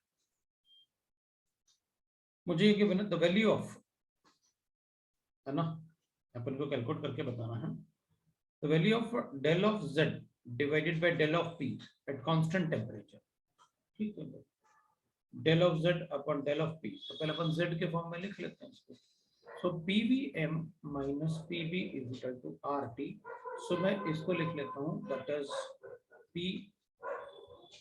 z के फॉर्म में लिखना है अपन को, pvm is equal to rt plus pv, तो इसको rt से डिवाइड करते हैं तो z is equal to 1 plus PB divided by आर2, ये आ जाएगा अपने पास। अब अपन क्या करें, ये डिफरेंशिएट कर लेते हैं। अब कैसे, डीपी से कांस्टेंट टेम्परेचर पर, टेम्परेचर कांस्टेंट है तो इसको डिफरेंशिएट करते हैं, तो D of Z upon D T DP at constant temperature will be equal to, अब वन को डिफरेंशिएट करेंगे तो अपन को पता है क्या करना है, ठीक है, प्लस इसको कर लेते हैं D of P B, B तो कांस्टेंट है, डिवाइडेड बाय आर टी भी कांस्टेंट है। हो गया, क्या मिलेगा अपन को, एट कांस्टेंट टेम्परेचर, तो अपन कहेंगे इसमें इस x, ये अपन को गिवन है, ये जो आया अपने पास, तो अपन को बताना है x का वैल्यू क्या होगा, है ना, is, तो दिस इज इक्वल टू, ये अपन को कितना गिवन है x, तो अपने पास ये तो जीरो हो जाएगा, मतलब उसको तो हटा ही देंगे अपन, तो अपने पास क्या आएगा, that will be equal to X B upon R T will be equal to, अपने पास ये वैल्यू गिवन है and that is equal to this, so is equal to, ये कर लेते हैं अपन,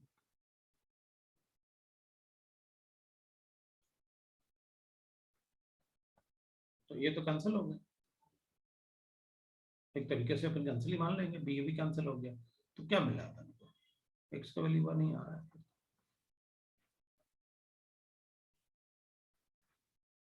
देख लेंगे, इसकी तो जरूरत ही नहीं है, तो एक्स का वैल्यू 1 हो रहा है, डिफरेंशिएट कर लो और एक्स वैल्यू 1 बता, हो गया, 1 आंसर आना चाहिए।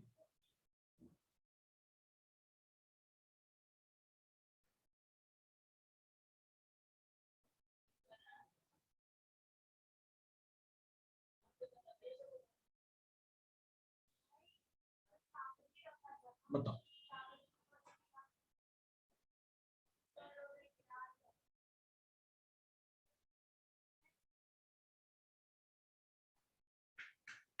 अब अपन केमिकल इक्विलिब्रियम डिस्कस कर सकते हैं। केमिकल इक्विलिब्रियम में बोलो पार्ट 1 का,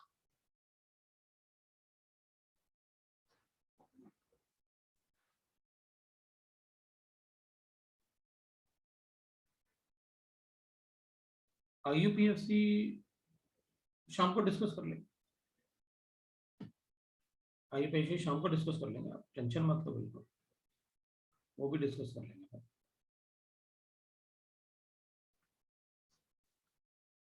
क्योंकि आईयूपीएससी के लिए एपी 5 वालों का आईयूपीएससी और एपी 4 वालों का कंप्लीट नहीं हुआ आईयूपीएससी, तो ठीक है अपन ऐसे करते हैं, आईयूपीएससी ही कर लेते हैं, लेकिन अब इसमें एपी 1 एपी 2 एपी 3 तीन ही बैच का हुआ है कंप्लीट, तो अब तुम लोग पूछना चाहो तो पूछ लो, कोई प्रॉब्लम नहीं मुझे।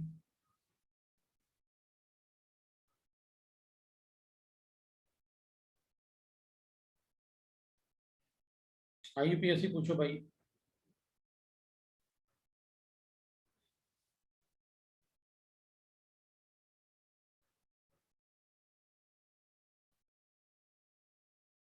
एक मिनट में आईयूपीएससी का शीट निकाल देता हूँ।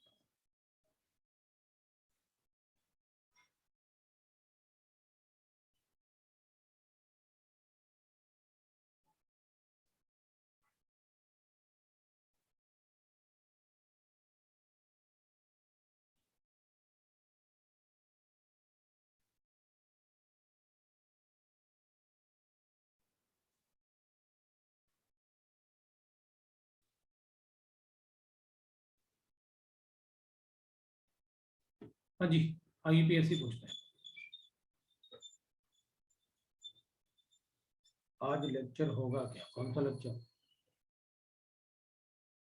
लेक्चर थोड़ी होगा, हम फिर से एक्स्ट्रा ये डाउट टेस्ट लगा लेंगे ना।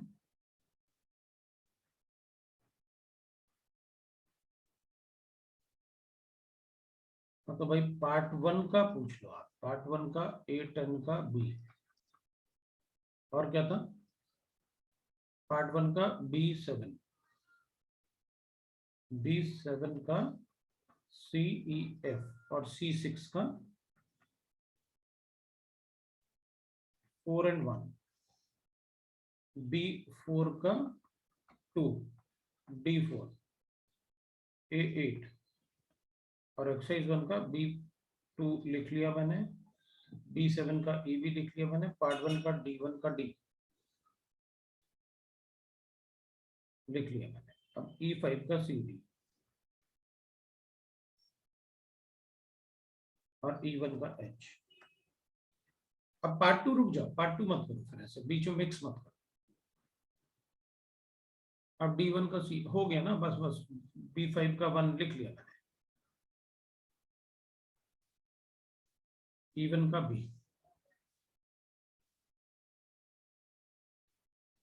H और B, E3 का C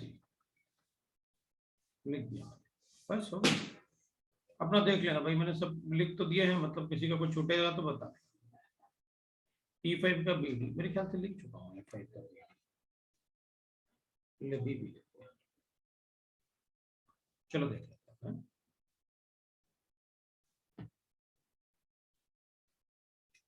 अब पहले A10 का B और A8, पहले A8 ही चेक कर लेते हैं। A8 में गिवन अपन को classify the following compound homocyclic, heterocyclic, aromatic, saturated और एलिसाइक्लिक।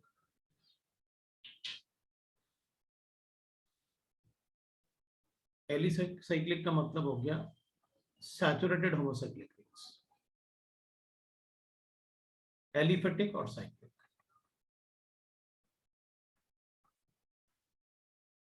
इज कॉल्ड एलिसाइक्लिक, मतलब there is no unsaturation of this, वो एलिसाइक्लिक रिंग्स। सो ये भी एलिफेटिक और साइक्लिक है, अगर ऐसे लिखा हुआ है तो ये भी एलिफेटिक और साइक्लिक होगा, ये भी एलिफेटिक और साइक्लिक होगा। एलिसाइक्लिक मतलब there should be no unsaturation. ठीक है, सो अपन ने 8 वाला बता दिया। अब मैं A10 का B, 1 डिग्री, 2 डिग्री, 3 डिग्री, क्या बताने अपन के, indicate the following 1 degree, 2 degree, 3 degree, B वाले में ना।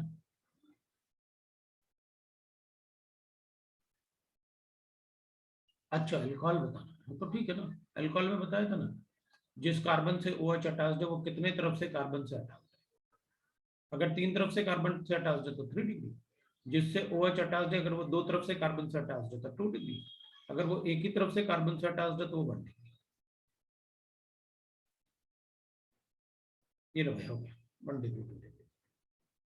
तो बी वाला 3 डिग्री हो गया, ए वाला 1 डिग्री, 2 डिग्री हो गया, सी वाला 1 डिग्री हो गया।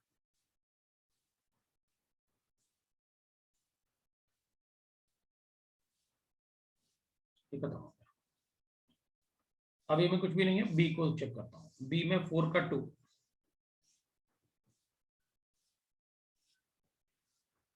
B4 का सेकंड वाला, ठीक है, IUPAC name of the following compound, ठीक है कर देते हैं भाई। B4 का 2, अब B4 के 2 में 1 2 3 4 5 6 7 8, 1 2 3 4 5 6 7 8। फिर मुझे गिवन है फोर्थ कार्बन एटम पे ऐसे, ये फोर्थ वाला कार्बन एटम, इस पे ऐसे। फिर मुझे गिवन है उसके साइड वाले पे ऐसे, 1 2 3 4 5 6 7, ठीक है। और ये ब्यूटाइल है और ये भी फोर्थ कार्बन एटम पे और ये ब्यूटाइल है, तो ये ब्यूटाइल होगा और ये प्रोपाइल होगा। तो करो ना भाई,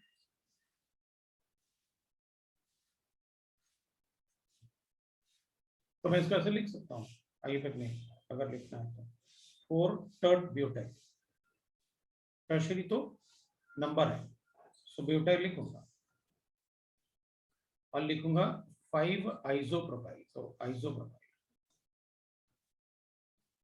ऑक्टेन। लो भाई हो गया,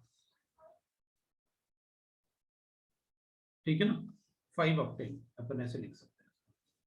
अब अपन इसको ना कभी कभी अपन सब पार्ट भी लिख सकते हैं इसके, है ना, तो कभी कभी अपन इसके सब पार्ट भी लिख सकते हैं,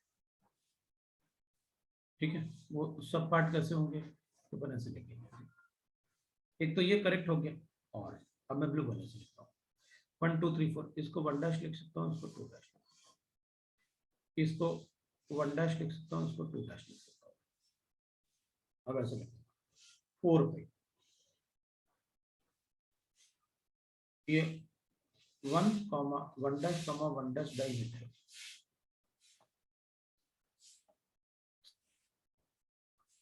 डाइमिथाइल है, पूरे से लगे डाइमिथाइल।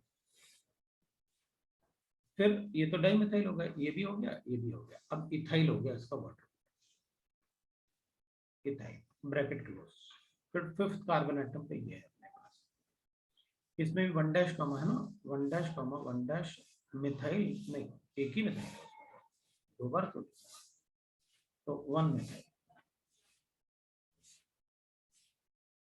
और फिर इथाइल ब्रैकेट क्लोज। ये लो भाई, दोनों करेक्ट।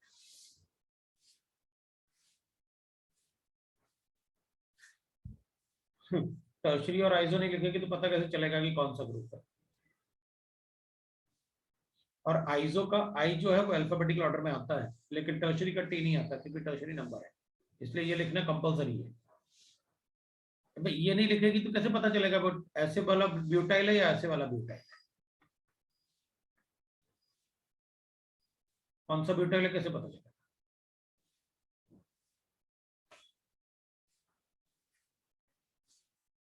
अब दूसरा B7 का CD CE,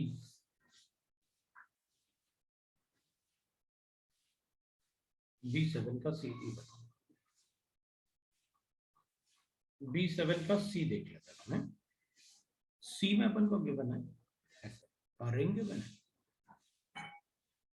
और 1 2 3 4, 1 2 3 4। जब रिंग में और चेन में एक जैसा कार्बन एटम होगा तो चेन इज अ वाटर, मतलब 1 ब्यूटाइल N ब्यूटाइल है, साइक्लोब्यूटाइल ये इसका नाम होगा। और E लिखूंगा तो बना सके। E वाले में अपने पास 2 ब्यूटाइल है, 1 2 3 4।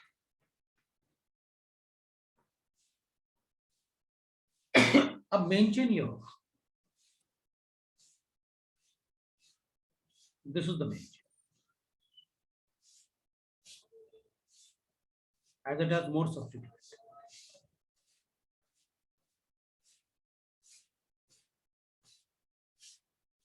इसमें 2 सब्स्टिट्यूएंट होंगे ना, ये दो रिंग, और रिंग में एक ही था ना, ये वाला, और इसकी बात करूंगा तो ये वाला, तो इधर से लिखूंगा 1 2 और 3, तो ये जाएगा 1 3 डाइसाइक्लोब्यूटाइल प्रोपेन, ये हो जाएगा, ये इसका ये करने B1 होगा। अब C की बात करते हैं। C अपने पास ये है 4 और 1 भी था, C6 का 4 1। अब इसको क्या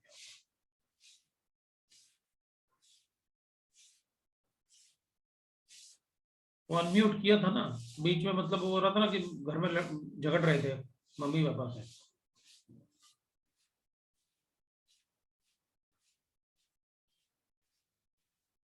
तो इसलिए मुझे म्यूट करना पड़ा तुमने, है ना।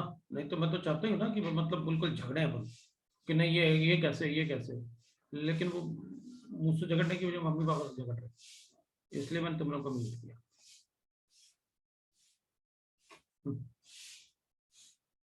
अब बता सकते हो, बोलो, अनम्यूट कर सकते हो।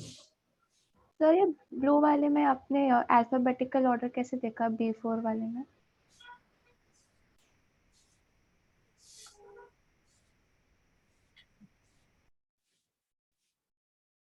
तो अपन कहेंगे मिथाइल तो दोनों में था,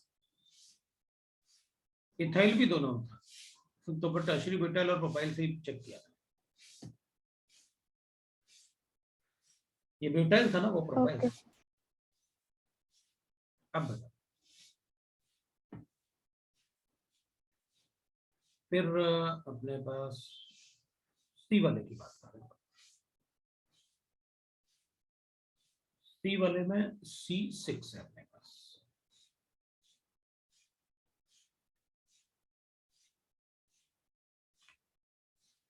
C6 वाले में अपन को 1 और 4 बताना है, तो ठीक है ना। C6 वाले का 1, तो एक बात है ना, अपन को पता है ना, ये तो फंक्शनल ग्रुप होता है ना, ये तो एल्काइल ग्रुप या क्लोरो ब्रोमो टाइप ही होता है अपने। ये 1 है, ये 2, साइक्लोब्यूटाइल इथीन।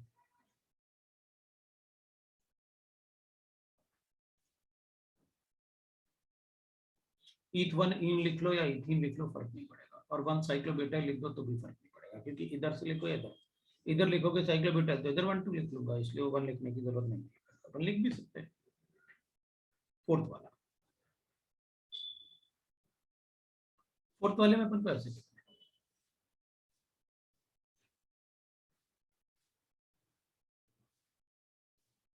अब इस रिंग में भी अटैच है, इसमें भी, तो मैं ऐसे करूंगा,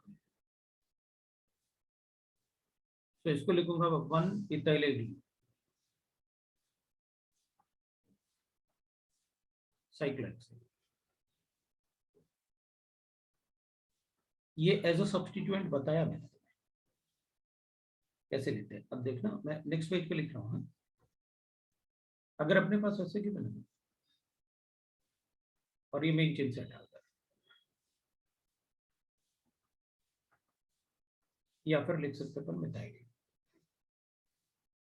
इसके लिए भर लिख सकते हैं मिथाइल। अदरवाइज जब भी डबल बॉन्ड से अटैच होगा ना कोई, तो ये इथाइल एडीन। अगर 3 कार्बन एटम होंगे ना, तो प्रोपाइल एडीन।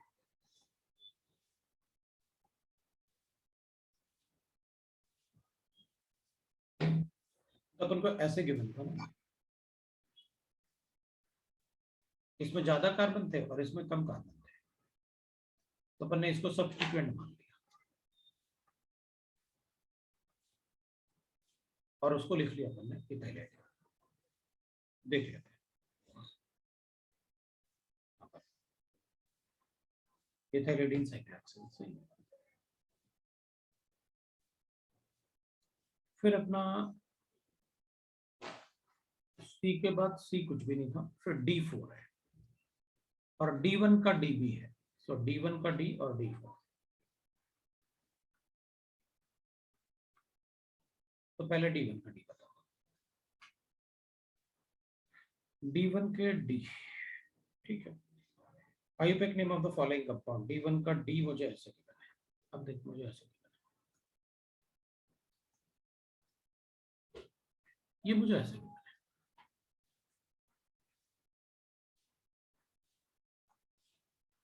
और इधर सब्स्टिट्यूएंट की बने, ऑब्वियस सी बात है, इसको तो मैं सब्स्टिट्यूएंट ही बनाऊंगा। ये हो जाएगा 1, ये 2, ये 3, ये 4, ये 5। भाई दोनों फंक्शनल ग्रुप को मेन चेन में आना चाहिए ना, तो इसको एन ब्यूटाइल लिखूंगा ना, 3 एन ब्यूटाइल और पेंट इन 2 4 डाइओन। ये ले भाई, नो, इथाइलाइडीन और इथाइलिन सेम थोड़ी होता है, ethylene is like this.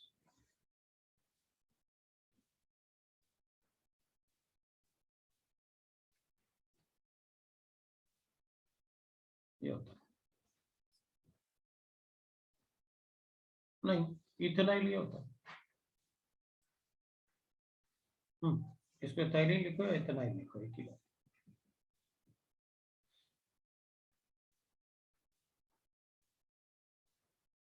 Same नहीं होता, तो ये अब देख लो, इथाइल इथेनाइल क्या होता है और इथाइलाइडीन क्या होता है।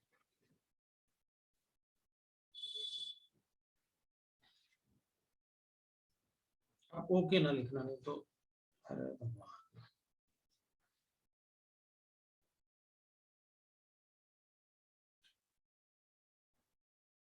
किसको इथाइलिडीन लिखा हुआ है? किसको इथाइलिडीन लिखा हुआ है? बोलो। उन्होंने आंसर में इथाइलिडीन किसको लिखा हुआ है? हम भी तो इथाइलिडीन ही तो लिख रहे हैं, लिखा तो है।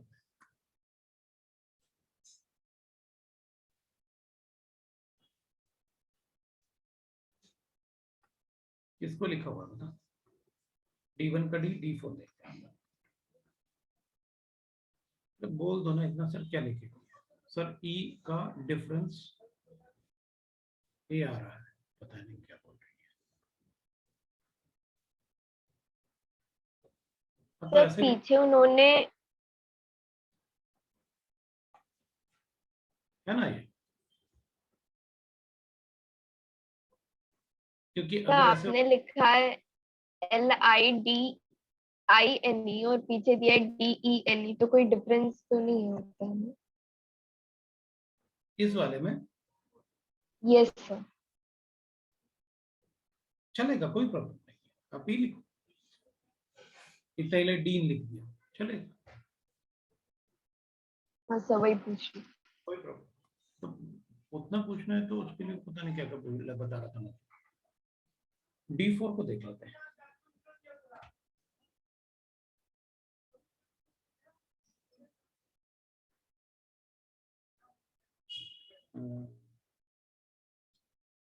D2 ही है। सर D4 D4 कहाँ है? पता नहीं कौन, मतलब किसी ने लिखा होगा। D4 तो है ही नहीं मेरे इसमें, होगा नहीं फिर। अब E की बात करते हैं। E1 का BH, E1 का BH और E3 का C और E3 का C। चल देख लेते हैं। तो E1 से ही शुरू कर लेते हैं। E1 का B और H, तो B वाले को क्यों नहीं बनता है?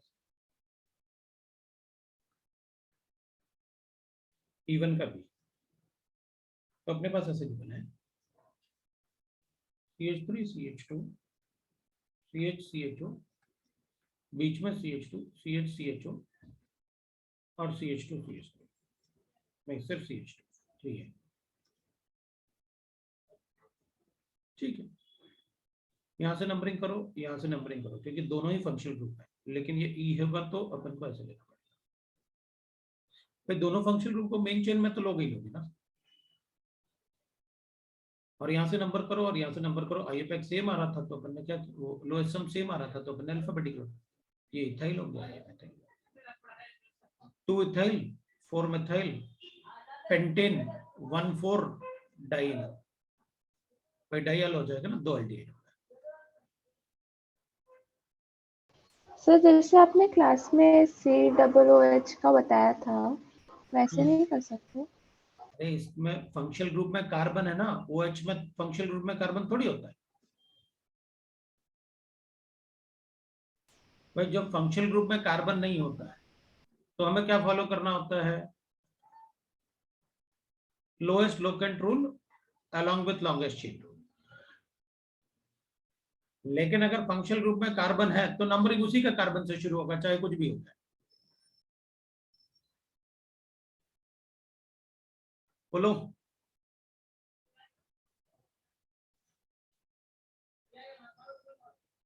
वर्ड भी तो पढ़ो जो क्लास में डिस्कस किया था।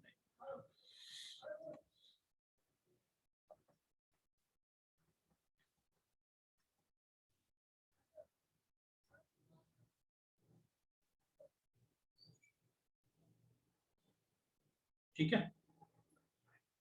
तो ये बी वाला क्या करना था इसमें? Select the content longest chain ना, हाँ तो लॉन्गेस्ट चेन तो बता ही देंगे। अब क्या था, एच वाला भी पूछा था, तो एच वाला कर लेंगे। लो भाई, इधर Cl है,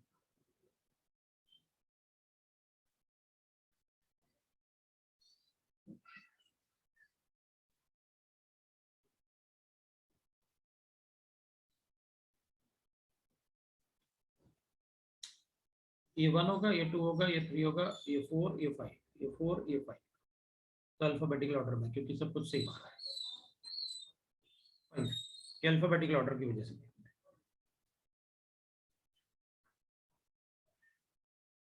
ये 1 डैश या 2 डैश लिखो।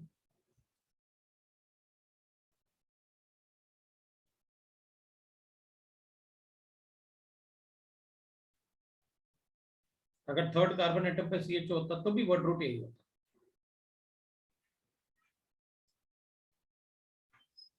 तो भी वर्ड रूट यही होता। अरे वर्ड रूट में जब दोनों कार्बन फंक्शनल ग्रुप में कार्बन है और सेम फंक्शनल ग्रुप है तो आपको कैलकुलेट करना पड़ेगा ना। ये तो क्लास में नहीं था जो पूछ रहा है, कोई क्लियरली मेंशन्ड है यार। मतलब वो सेंटेंस देखो आप। मैं कहता भी हूँ क्लास में भैया सेंटेंस पे ध्यान देना, उस सेंटेंस को वायलेट नहीं करोगे। अब होता क्या है ना, चलो क्लास मिस कर देते हैं, बाद में देखेंगे जो होगा। क्लास मिस करोगे तो, और मैंने कहा है कि ऑर्गेनिक केमिस्ट्री में क्लास मिस का मतलब है गया आपका ऑर्गेनिक केमिस्ट्री। और मुझसे बिल्कुल नहीं कहना कि अब फिर से पढ़ाओ, और ऑफलाइन में तो बिल्कुल नहीं। Right the structure of the following compound. चल E3 में स्ट्रक्चर पूछा है, स्ट्रक्चर बनाना तो और भी आसान है।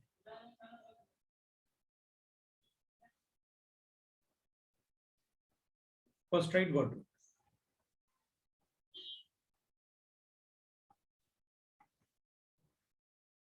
Number the carbon atom,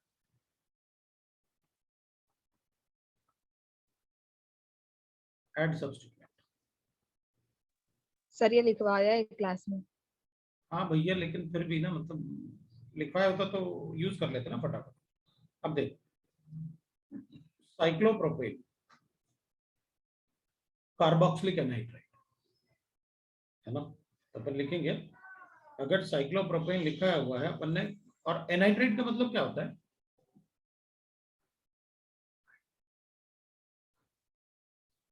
cyclopropane carboxylic anhydride. तो ले भाई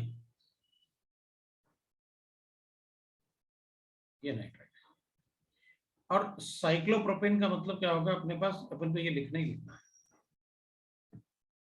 अब जैसे अपन लिखते हैं ना इथेनॉइक एनाइड्राइड,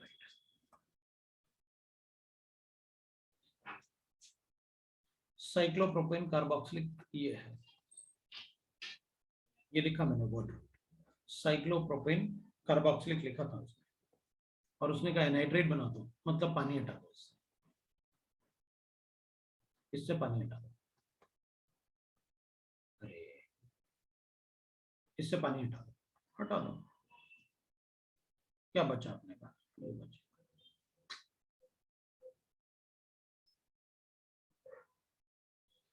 पूरा हटाता हूँ, ऊपर इधर लिखता हूँ।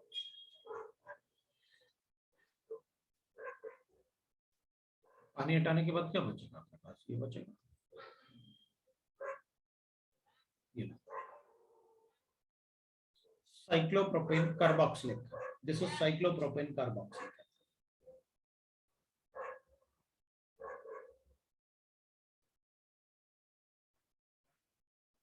अगर एनाइड्राइड नहीं बनाना होता तो एसिड ही लिख देता, और एनाइड्राइड बनाना है तो 2 एसिड लेके पानी हटा, क्लास में बताया।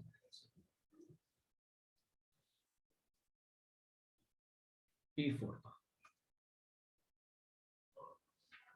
E3 हो गया, E1 हो गया, E3 का C, हाँ वही तो बताया ये आपने, और E5 का BCD। चलो अब नेक्स्ट पेज पे चलता है, E5 का BCD।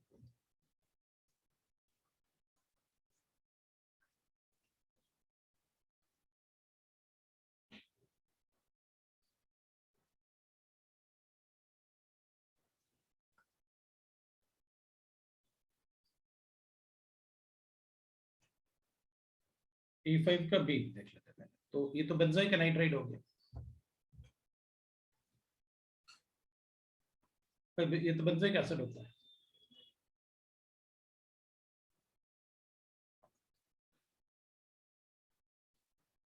ये पूछा है तुमसे,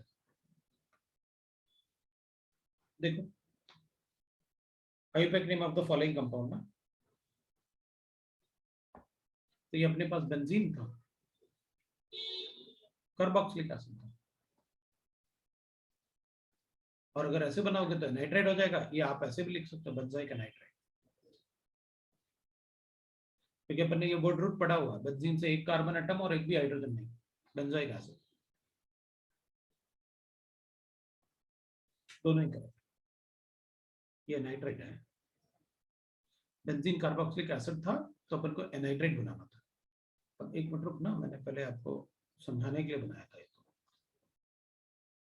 कार्बोक्सिलिक एसिड मतलब ये वाला पार्ट जो था ये इधर नहीं होगा, ये वाला पार्ट जो था वो एक बेंजीन के लिए था।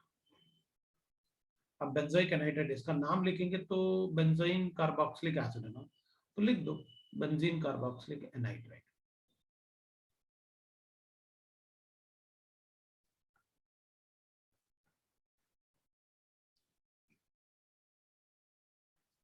ये हो गया। सी में क्या लिखा हुआ है? सी में ये है, वैसे देखा जाए तो ये भी तो एनाइड्राइड ही है।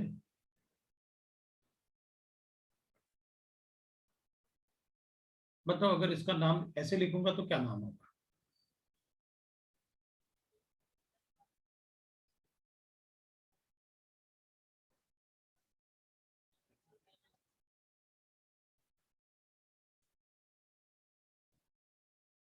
इसका नाम बताओ।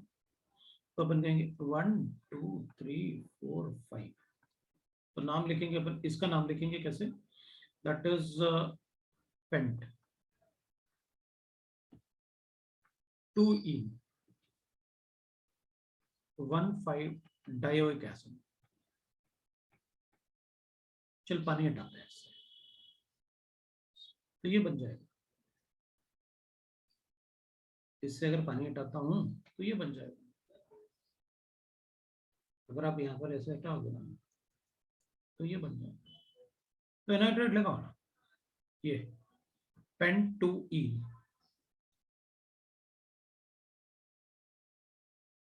है ना, लिखते हैं अपन pent 2E 1,5 di carboxylic acid anhydride. डाइओ के एनाइड्राइड भी लिख लो आप सीधा, कोई प्रॉब्लम नहीं। साइक्लिक कंपाउंड है ना, पानी हटाने के बाद, है ना, तो साइक्लोपेंटेन थोड़ी लिखेंगे भाई, बीच में हेटेरो एटम आ गया ना, तो कैसे लिखोगे आप साइक्लोपेंटेन?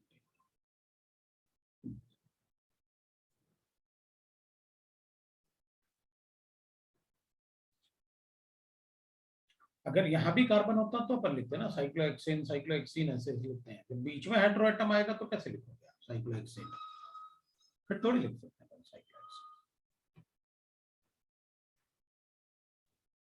डी, ये तो एनाइड्राइड वाला फिर आ गया।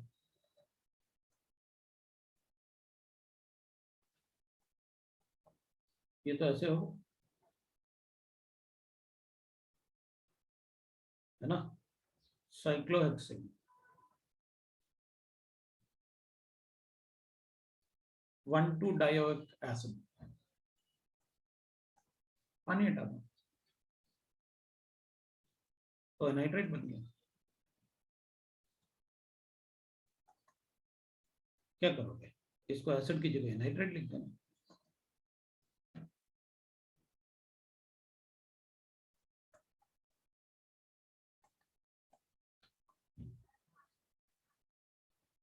ये लगा डायोइक एनाइड्राइड।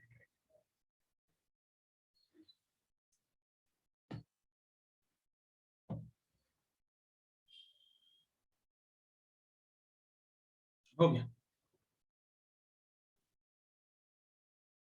ये अपने डाउट है आज का। अभी केमिकल इक्विलिब्रियम का डाउट बचा हुआ है।